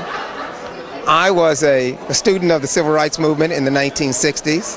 I was trained at Howard University by some of the original giants in the Brown versus Board of Education case lawyers. And I went to Mississippi right out of law school to be a civil rights lawyer. And that, I think, shaped the rest of my career with a focus on civil rights. Why education and why not housing? There has always been a debate in civil rights about which was most important. The civil rights leaders such as Charles Hamilton Houston, the architect of the Brown versus Board of Education decision, along with Thurgood Marshall, picked education out of housing or employment or even voting because they thought that education was the key to upward social mobility. It was the social engine that enabled a person to exercise all of their other rights with knowledge and with power. When you described Connecticut to people who aren't familiar with it, how do you describe what's happened here? As a native nutmegger, born and raised in Norwalk, Connecticut, it's such a dichotomy that we have one of the wealthiest states in the nation per capita income-wise, and we have three of the poorest cities with populations over 100,000. And as of this date, April the 27th, 2009, Connecticut has the largest gap in achievement between poor and non-poor and minority and non-minority students. Anything you'd like to add? Yes, it's clearly what Mark Twain called a tale of two cities, and even what the Terrazza report, which was the spark that ignited this lawsuit, called two Connecticut's. One affluent and predominantly white, even though changing somewhat rapidly in the surrounding area, and performing at or above the state's expected education standards, and certainly the other that still today, 20 years later, in your largest and many other suburban communities, overwhelmingly non-white and poor, and performing below the state's expected standards. Did you have any idea that this is where we would be after starting it all these years ago? Did I have it? Well, I expected us to be a bit farther along. Am I disappointed? Yes. Am I willing to recognize that we've come some distance? Yes, as well. Do you ever get tired? Do you ever even consider stopping? Well, when I get tired, I watch cartoons. I close off the world, shut off the cell phones, and I watch Disney DVDs or Pixar DVDs, and mainly because there's always strife, but there's always a happy ending. So that's a long-winded way of saying I have my ways to get over the hump.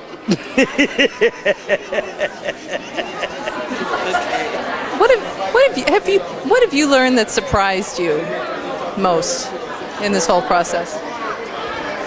What surprised me most was Harry Hammer's decision.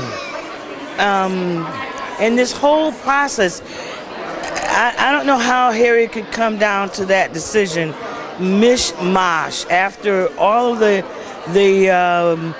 weeks and weeks of trial.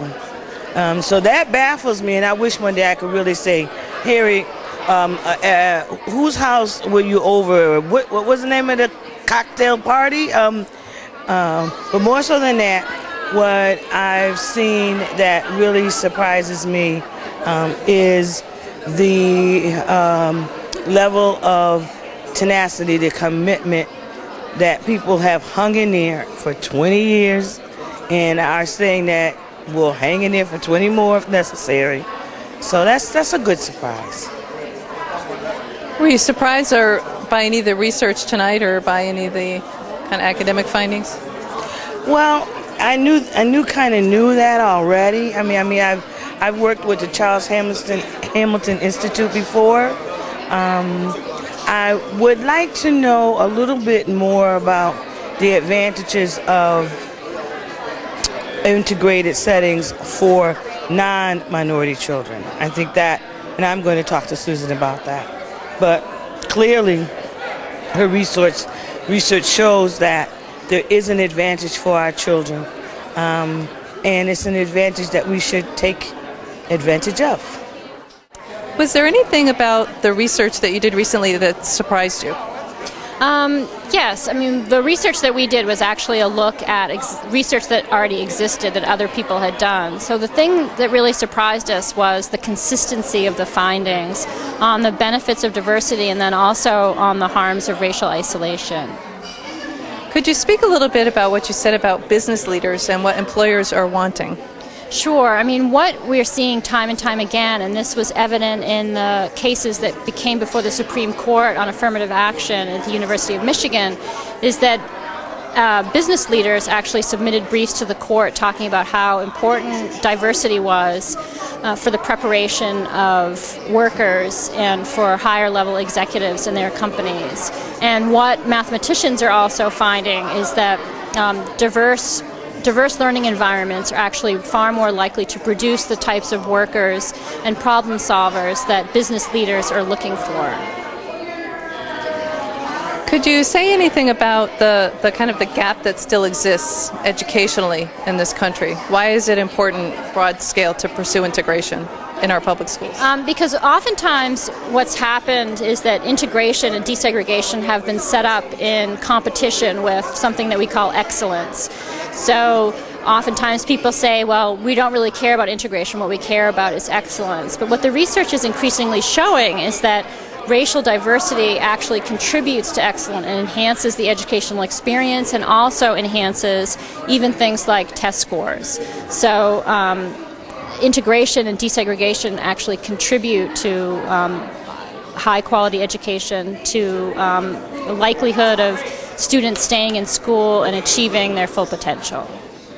Can you say just a quick statement about Connecticut's voluntary desegregation programs and how they're perceived nationally and, you know, to the degree to which they exist elsewhere? Absolutely. I mean, people in Connecticut might not be aware of the way in which people across the country really look to the state as a leader in racially diverse education, and particularly in voluntary interdistrict school desegregation programs. We recently sponsored a conference at Harvard, and the thing that people were most interested in learning more about, people from all over the country, is what Connecticut is doing to sustain and to nurture and to support quality integrated education. And I think that this is the state that has the opportunity to show the rest of the country how to create high quality, diverse learning environments, and we have a lot to learn from them. So, anything you'd like to add?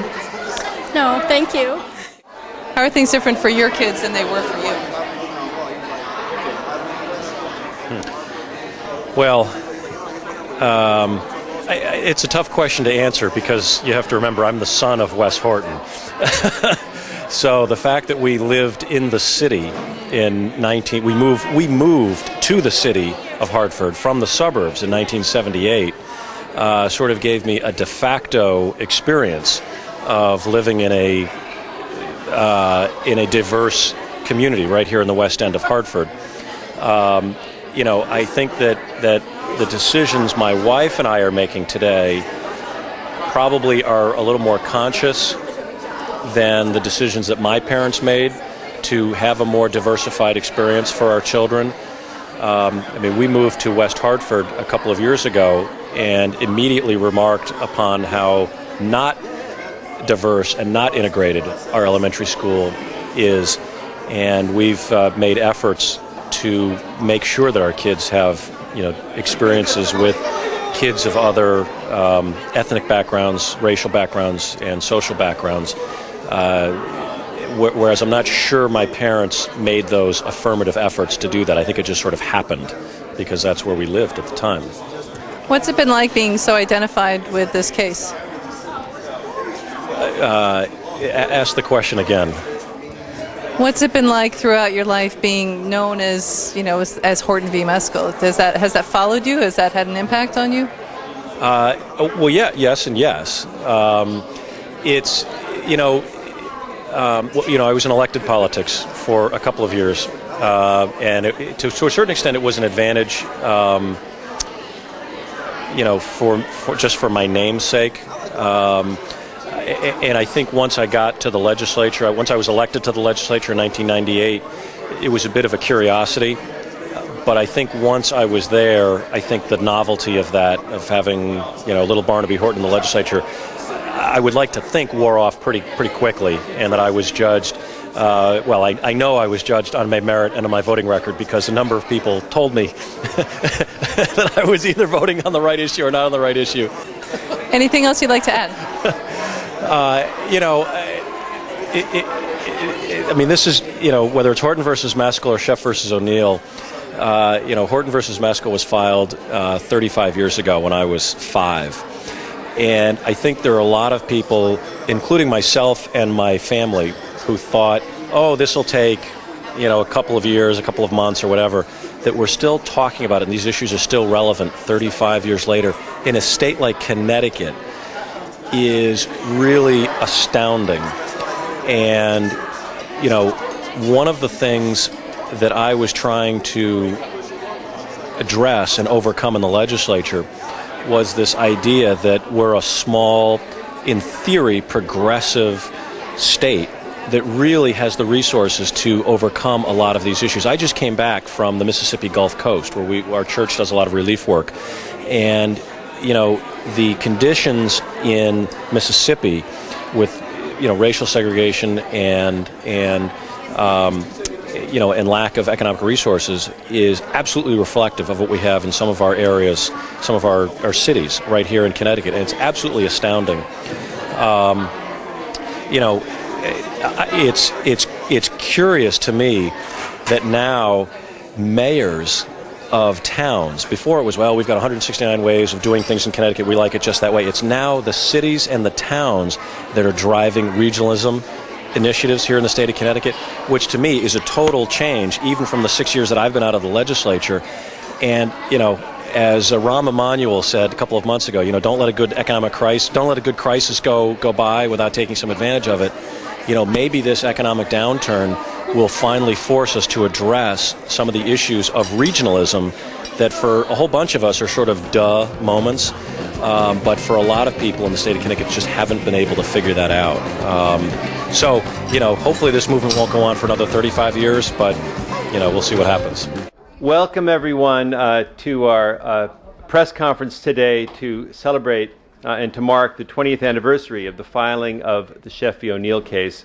My name's Phil Tegler. I'm with the Sheff Movement Coalition now, and we're very excited to come together here to celebrate the success of our two-way voluntary integration program here in Hartford, which is starting to achieve now both racial and economic integration in the Hartford schools, and which demonstrates, I think, that we can achieve both quality and integrated education at the same time. I'm going to preview the program for you today. First, recognize a couple guests who are with us. Speaker of the House, Chris Donovan, is joining us and will speak shortly. Representative Kelvin Roldan, and I believe Representative Andrew Fleischman, who's co-chair of the Education Committee, will be joining us. Oh, right on cue. Thank you. Welcome. I have other people I'm going to mention a little later on, but let me start off by previewing our speakers. We're going to start off with John Britton, who is with the National Lawyers Committee for Civil Rights, who was one of the original lawyers on the Sheff v. O'Neill case, and is going to talk about the origins of the case and our vision now and then. He'll be followed by Speaker Donovan and Representative Fleischman. Then we'll have our keynote speaker from the event tonight at UConn Law School, Susan Eaton from the Charles Hamilton Houston Institute at Harvard Law School, will give some of the highlights of her talk from tonight on the new research on the benefits of racial and economic diversity. Following that, I hope we're going to have a couple students and parents from some of the magnet schools speak to you for a few minutes, and then we'll wrap up with Elizabeth Horton Sheff at the end. And it's my job to keep this all to 25 minutes. So wish me luck. John.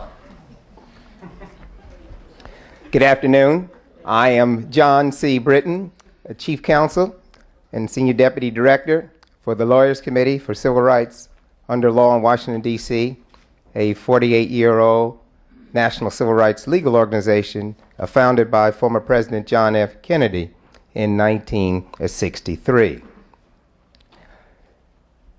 At this very day, in 1989, approximately 17 children from around a dozen families with a dream team of lawyers had a vision that if they could succeed in legally attacking the extreme racial and ethnic isolation in the Hartford public and surrounding school systems, they could achieve one day a better and integrated education for all children in the region and indeed throughout the state. If I were to repeat that well-known, somewhat often used phrase in politics, are we better off today than we were 20 years ago? I would say the answer is yes. We have made tremendous progress towards our goal of achieving integrated and quality education. However, we still have much further to go. When I look back upon our dreamy vision of an integrated education, I am proud to see that we did prevail before the Connecticut Supreme Court with a decision in 1996 that the extreme racial and ethnic and unequal educational opportunities, particularly for children of color, violated the Connecticut Constitution. When I look particularly at the Phase 2 settlement, where now we have all the parties aligned, the plaintiffs, the defendant state, including the State Department of Education and the Commissioner, and the City of Hartford, and the surrounding school districts in various capacities and various forms. This is a very significant result that we could not necessarily have envisioned 20 years ago. And when I see that in the basic framework of a voluntary interdistrict program here in the greater Hartford area, with an overwhelming demand and a wait list, particularly by children of color and non-minorities too, to enroll in some of the various forms of the comprehensive interdistrict plan, we are very satisfied. And we look at the numerical goal under the new Phase 2 settlement that by 2013 we will meet at least 80% of the demand for an integrated education. These are all tangible results of comprehensive progress. So it is with pleasure that I return on this 20th anniversary date to say that our vision has been partially realized.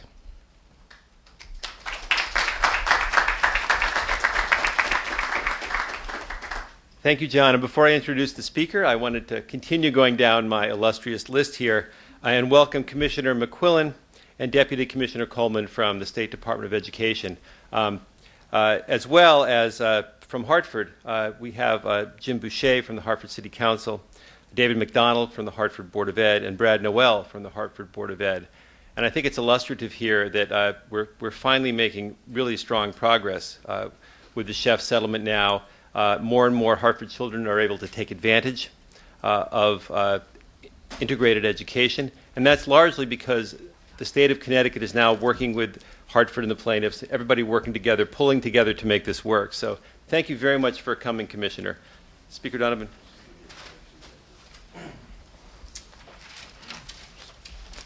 Good afternoon, everyone. Great to see you. Congratulations to everyone to recognize the 20th anniversary of Sheff versus O'Neill. I was thinking about it. We now have the President of the United States, whose job was a community organizer. And you think back 20 years, it was the community that organized. The community organized said, we want to stop this racial and economic isolation in our schools. You had a goal. That was the goal, and you had to figure out how to make it happen. And you knew that by organizing the community, getting some great lawyers, working real hard, you achieved success. But with that success, that didn't mean the work was over. You have to keep working. Keep working. Certainly, President Obama, he had some victories in Chicago, and he knew he had to keep working and keep working and keep working. And now he's President of the United States, and I'm really excited about the educational opportunities that are going to happen in our nation that we haven't seen in probably over 20 years. So I'm excited about that. I'm excited about the implications here as well. So there's much to be done. There's much to be grateful for. And just this year, we're looking at a tough time here in our state in terms of our budget. And we look around and say, what are our goals and what's important for us? And we've seen the success of Sheff. We've seen the 21 magnet schools. We see the 3 schools that are in the best high schools of America by U.S. News and World Report. Great successes. But that's not enough. We have to keep working. We have to keep working. And lo and behold, in this year's budget, the governor has a budget that does not fund the magnet schools. And however, in our budget, the Democrat budget, we do. And we need to keep fighting. So there's an ongoing fight. We need to celebrate all we've done together and the great successes we have together. But as community organizers, we have to keep working for the children and the future of our community. So congratulations to all who've worked so hard to bring us all together to realize our common goal of education and opportunities for every child in our state. Thank you. Congratulations.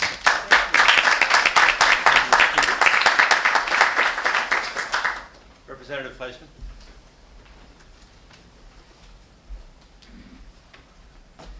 Thank you, Phil. It's an honor to be here with all of you today. I've heard several times today discussion of Sheff's 20th. I think it's really fair to talk about this as Milo's 30th in a way, since he was really the focus, along with his great activist mother, Elizabeth Horton Sheff, as we got this journey underway. You know, the question I am asked most often when Sheff versus O'Neill comes up is, wasn't that lawsuit just about diversity? And isn't the big issue today really what kind of results we're getting? And doesn't that lawsuit kind of miss the point and go in a different direction than what people are asking for today? And my simple answer is no. There are 2 critical goals, as I see it, for children in Hartford today, and the Hartford region and our state. One is to make sure that every child is in a diverse environment that reflects the state and the country that we live in. Who among us would want our child to attend a school that doesn't look like the workplaces and communities they're going to live in for the rest of their life? But who among us would want a school that doesn't get the results that it ought to get? We need to have high-achieving schools, and these goals are mutually reinforcing. There is absolutely nothing contradictory about them, and I reject that premise. Diverse schools are a good in and of themselves. And, as I think Sue Eaton is going to discuss, they are also good for academic achievement. And school improvement, well, the Sheff schools in Greater Hartford are among the best schools in the state of Connecticut, and they have acted as catalysts for change. In fact, I would argue that we would not see nearly so much momentum in the city of Hartford today as we see towards improving the whole portfolio of schools in the district, were it not for the fact that we started off with some outstanding magnet schools and some parents who were getting their children into those schools and a lot of parents who weren't, who were then asking, why is my neighborhood school so inferior to that magnet school? And what kind of a society is it that says to me, if my child doesn't win that lottery, they don't get the same educational opportunity? So I think anyone who cares about education has to thank the Sheff family, the Sheff plaintiffs, the Sheff movement, the entire team for what they did to shine the spotlight on these critical issues. Last but not least, I am often asked about the current budget environment and what it means for Sheff. Well, I just would like to remind people that the 1996 decision that drove the two agreements that we lived under the last few years and now today, that decision was based on the Connecticut Constitution. The Supreme Court found that every child in this state has a constitutional right to an equal education, and that means an education in a non-isolated environment. Now, the last time I checked, the governor and every member of the House and every member of the Senate swears at the beginning of their term to defend and uphold the Constitution of the state of Connecticut, as well as that of the federal government. It is our constitutional responsibility to properly fund the Phase 2 agreement, because we, the state of Connecticut, are party to that agreement under a constitutional decision. I was supremely disappointed that the governor's budget did not include those dollars. Frankly, I was stunned. I didn't see how it was possible, because this administration had been well aware of the agreement. I'm very proud to be part of a Democratic majority with leadership from Speaker Donovan and President Pro Tem Williams that recognizes the import of this decision. And I look forward to working with all of you to make sure that in the coming years we reach the goals that have been set and then move beyond them, both in terms of diversity and academic excellence. Thank you. It's an honor to be with you.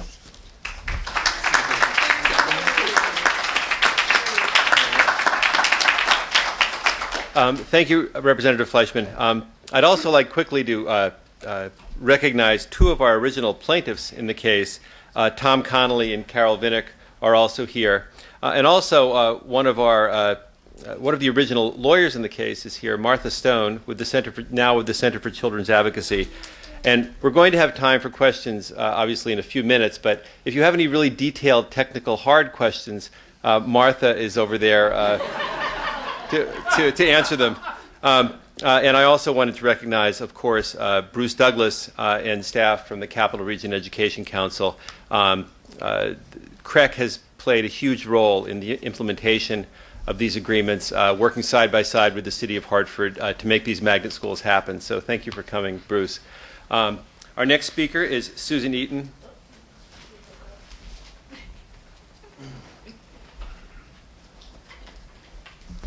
Hi, good afternoon.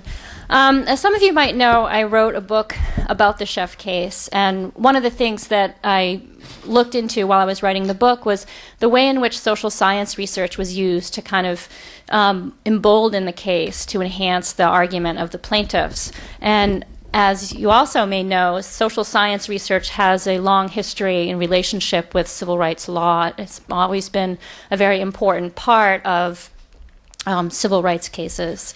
And what's most interesting is that during the Sheff case, as you know, 20 years ago when it was filed, the plaintiffs had amassed a very impressive body of research and really done a lot of work with experts, social science experts, to talk about the kinds of research that existed out there that pointed to the benefits of racial diversity and also the harms of racial isolation and the harms of concentrated poverty.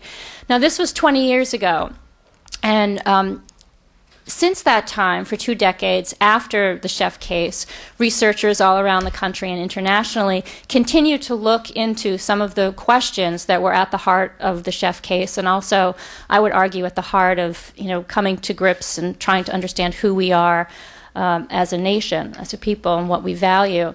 And what the research found out was basically that the plaintiffs were absolutely correct. The theory that was at the heart of the Sheff case, that is being that that there are real harms of racial isolation and concentrated poverty, and also great benefits and great potential of racial diversity and racial desegregation, have really borne out. In the last 2 decades, a great body of knowledge has been amassed, and a research consensus has formed among organizations whose members often don't agree on very much. This includes the American Educational Research Association, the American Psychological Association, and the National Academy of Education. And basically, the consensus is simple, clear, and direct. It's that concentrated poverty schools and racially segregated schools, those two things together, independently create educational harms and overwhelm social institutions because of the because of the problems related to poverty that come to overwhelm an educational institution. The second thing that research has really borne out in the last 2 decades is that racial diversity and economic diversity both enhance the educational experience and also the life chances of students who attend such schools. And I'll be exploring this research in more detail later tonight, but just generally, I want to try to sum it up very quickly. What the research shows over and over again quite clearly is that racial desegregation integration is associated with improved math achievement, improved reading achievement, improved critical thinking skills, and a reduction in racial stereotyping.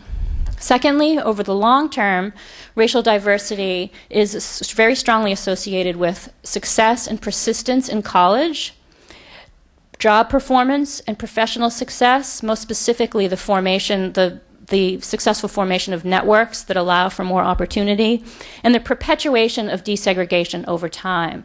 That is, people who have attended desegregated schools are far more likely than people who have attended segregated schools to enter desegregated colleges, neighborhoods, and workplaces.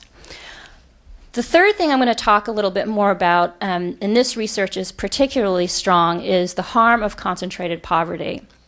We know that concentrated poverty schools, that is schools where more than half the students are poor or qualify for free lunch, have a negative impact on educational experience. And what's most important is that children who live in high poverty neighborhoods come to school oftentimes with a host of challenges that tend to overwhelm a social institution such as a school. But what's true, research is finding out, is that racially diverse schools are far better equipped to intervene and counteract those things among the student body than are segregated schools. And so just in closing, that's just a very quick summary of research that has developed over 20 years, so it's very just the surface. But one thing I do want to say is that there's a lot that we still don't know about what allows a social institution, what allows educators, and what allows kids to get the most out of racial diversity. And that's one of the reasons why the schools in Connecticut that were created as a result of Sheff are so important. They really are models for the nation. They really are places that people can come and look to and understand and figure out how we can create institutions that approximate the larger society that kids will someday join.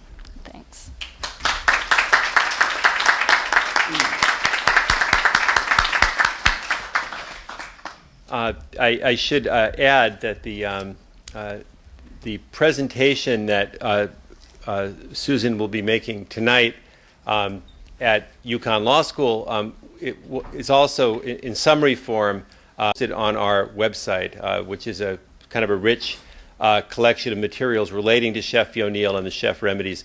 It's www.sheffmovement.org, and I believe that's up there. That's up there now. We made some effort to get some students or parents from the magnet schools to come and speak to you today. I think, given the hour, that's a little hard, but I think Sherry Smith is here. Jessica, is anyone else? Okay, so Sherry's a parent at Capital Prep, and we'll talk a few minutes about that. Thanks. Good afternoon, everybody. It's a tough act to follow, so if you see my eyes looking at my paper, no, I'm just trying to stay on task. My name is Sherry Smith, and I have a child who attends Capital Prep Magnet School. In my opinion, the Sheff movement is important. I can say this because my child's experience with attending a magnet school and being in an integrated environment is a positive one. Not only is she getting a quality education, she is on a daily basis having contact with students of different cultures and background, and I believe this will help her embrace and respect differences in others. Why wouldn't every child get to have that great experience? I believe that her exposure to students and staff of diverse backgrounds increases her chances of being successful in high school, college, and eventually the workforce. As she continues to gain knowledge about people and their differences, she will learn that it's okay to be different and accept people for who they are, just as she would want the same for herself. She will also be able to compete in a global economy. Therefore, I say whatever we need to do in Connecticut To fully integrate schools, it should be done. It can only help the future of our cities, the state, and the country, because as our children grow up and move into their rightful roles as leaders, they can also encourage and ensure diverse environments which support integrated quality education. Most importantly, it's their constitutional right. Finally, research shows that students are better off in integrated schools. They are better prepared to meet the demands of a complex, diverse society with better critical thinking skills and the ability to navigate the workforce and the world. I think this is important because as my child moves to achieve her successes, the world will definitely be a diverse place, and I just feel good in knowing that we have people who know this is an important thing, like Ms. Sheff and her family and everyone who advocated for this, so that she can be successful. And it's not just about my child, it's about every child. They're all deserving of a quality integrated education. Thank you.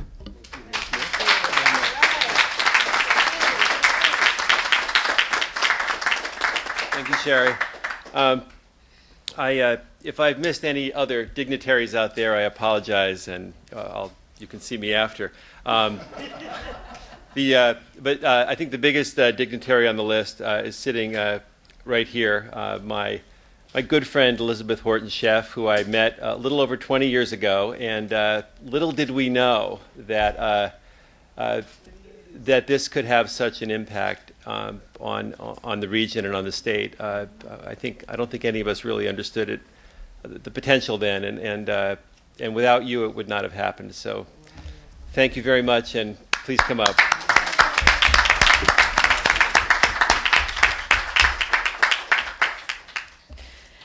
If I may, before I begin my remarks, I want to recognize Dr. Stephen Perry, who is our principal at Capital Prep Magnet School, my school. Good afternoon. I've been asked all day and on numerous occasions in the past, Elizabeth, what heinous thing happened to you and Milo that caused you to sue the state of Connecticut? And while I might be inclined, or people may think I'm inclined to just get out of bed and say, hey, it's Tuesday, let's sue the state, that is not what happened.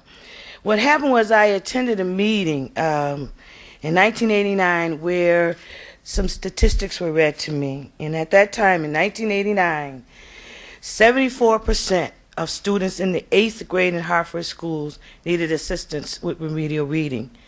74% in 8th grade. If you're in the 8th grade and you cannot read, what are your life chances? To me, that number was not 74% of the students are failing. To me, that was the system is failing, 74% of our children. And so, you know, for a person who went just to take notes 20 years ago at a meeting, I believe that I have been blessed to be working with many people in all walks of life to promote quality integrated education and to stand for our children's constitutional rights. I have been blessed. Folks say, okay, so why are you still doing it now? Well, I want to tell you why I'm still doing it now. My child was never the focus. I knew when I began this quest, and so did Milo, that he would not be the recipient of the fruits of this labor. We knew that. All the other plaintiffs knew that as well. We came together as parents concerned about not only the education of our kids, but the future of our state and our nation. And so we did it for the thousands of children who have passed through those doors since the filing of the lawsuit. We did it for those who sit in the seats right now. We did it for those who are about to enter, those who are about to be born, and those who we hope to see succeed. It's been a tough struggle, yes. You know, don't read the blogs. You know, that's what I tell you, don't read those ugly blogs, but I occasionally have to. But again, I have feel blessed to be a part of this movement. And it is a movement. It is something that takes the effort of all people from various walks of life. It is a movement in support of our children's constitutional rights, our children's future, and again, the future of this state and this nation. And yes, we know we have a black president, but institutional racism is not dead. And so we must continue to strive against the things that divide. And one of the things that divide is the unequal educational opportunity for our school children. And so I want to thank the legislative leadership for their courage. I want to thank the State Board of Education and CREC. I want to thank the Regional Sheff Office, but most especially I want to thank my fellow plaintiffs, my lawyers, and the parents and the children, and the teachers and the principals, and the janitors, and the kitchen folk who are in these schools that are making what we saw as a vision a reality. Thank you, and continued strength.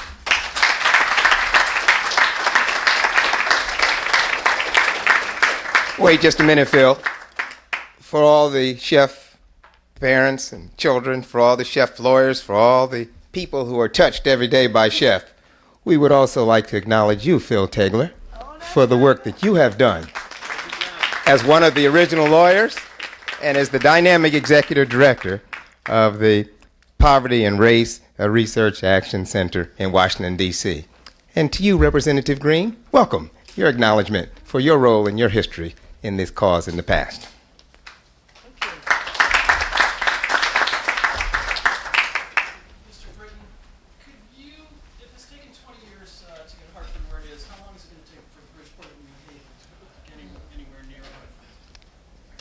By way of the beginning, we thought we could bring an action in Bridgeport, New Haven, and Hartford.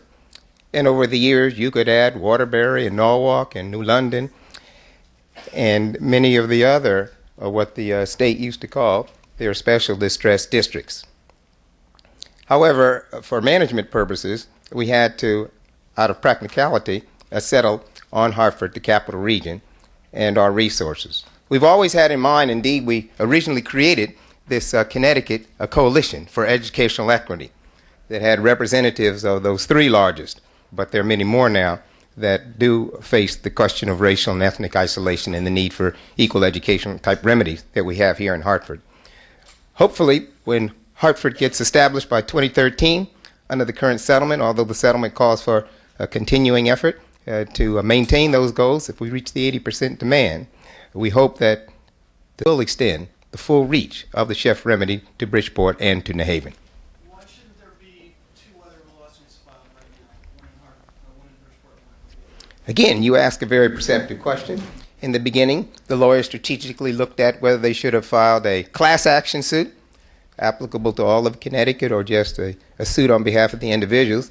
Indeed, during the years of litigation, especially under the governorship of Lowell Weicker, he started this statewide planning process and divided the state into regions to plan how to conduct voluntary integration measures. The suit itself technically applies to the whole state, although Hartford was only the center. Yes, we could tomorrow file suits in Bridgeport and in New Haven and the rest and simply cite the precedent of the Sheff case and ask for remedies too. But I see the esteemed chair of the Education Committee coming up to possibly answer part of this question. It really depends upon the commitment of the legislature to support this kind of action. Well, I've talked to him about it before, and I guess going back to my original question, how long will it take for Bridgeport and New Haven to catch up to Hartford? I think we would need to start all over again the way we started here in Hartford. First and foremost, the commitment of the community. The kinds of activists who came together with those who you saw in Sheff and those who you didn't see behind. It wasn't a lawyer suit, it was a people suit. And we just have to wait till we find the people. We could stir them up a little bit, true, but we have to wait till we find the people who've had the kind of steadfast dedication. I've never seen it in my 40 years of civil rights litigation to see a group of parents as well as tremendous supporters behind them, stick this long in a school desegregation case. We would have to engage in what I did with Elizabeth Sheff. I used the Steven Spielberg and Spike Lee casting to go out and find the strongest and most dedicated persons, and we were highly successful in that effort. We need those in Bridgeport and New Haven too. I just wanted to make one brief point, Ken, and I know you were interested more in what John Britton had to say. But when the legislature came to address the gravamen of the Sheff lawsuit, we didn't set up magnet schools only for the capital region. We created a new model of magnet schools for the entire state of Connecticut. There is no metropolitan region in the state that has more magnet schools per capita than New Haven. And New Haven has better academic results than Hartford does right now. So when you talk about catching up, Hartford is actually trying to catch up to New Haven, which saw more quickly the opportunity created by our statewide approach to magnet schools and grabbed the bull by the horns. Now, Bridgeport, unfortunately, though it had the same opportunities, did not avail themselves of those opportunities as well.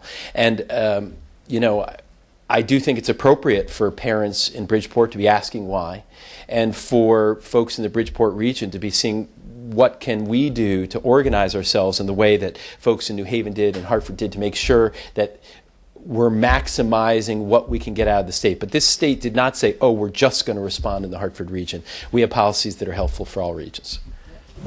Can you actually stay up there for 1 second? Just remind me how much the cost of the phase 2 is.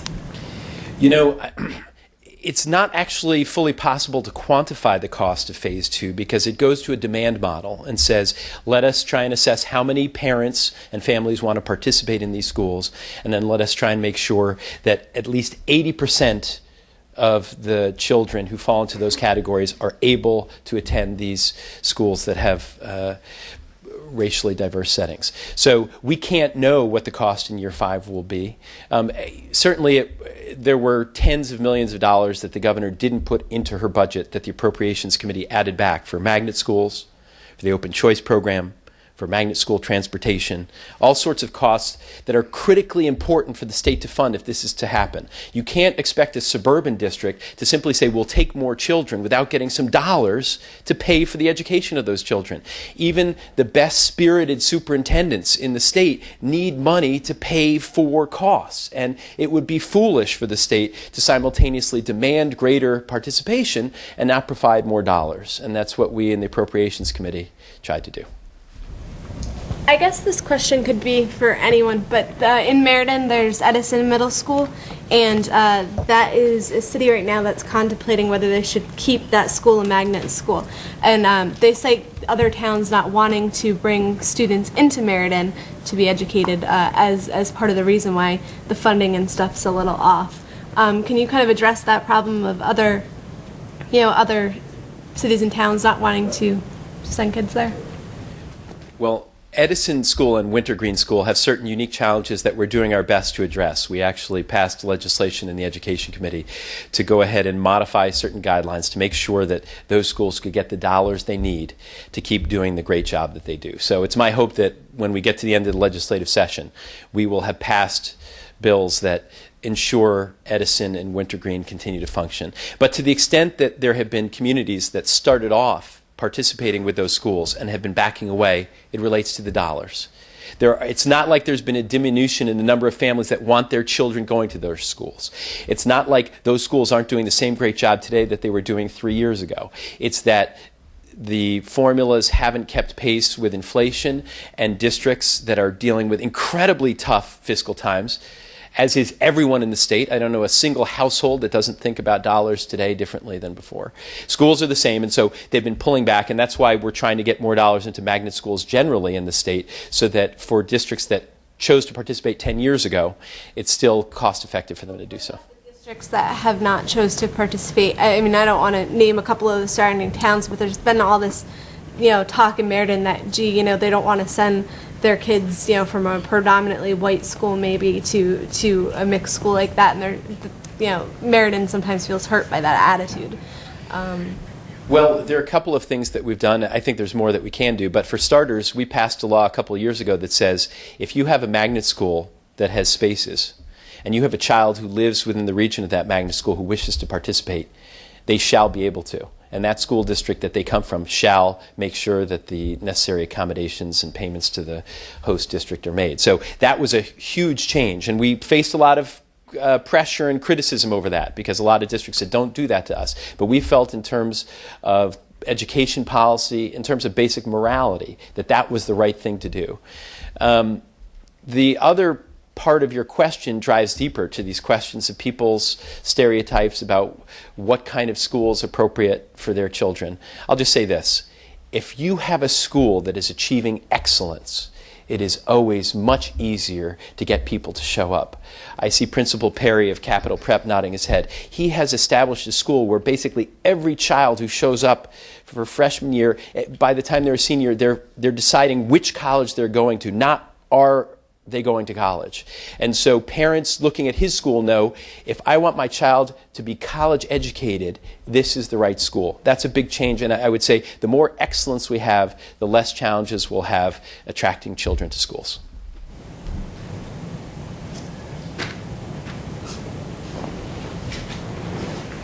I was wondering if we could maybe get an update on what Milo is up to these days after 20 years.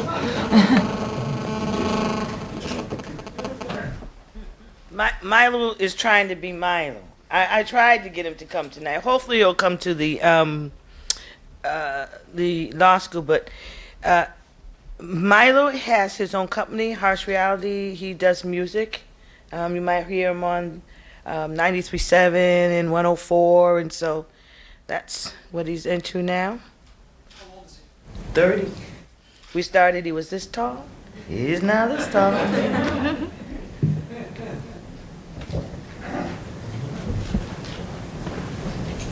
Any more questions? Any more comments from the panel? Thank you all for coming.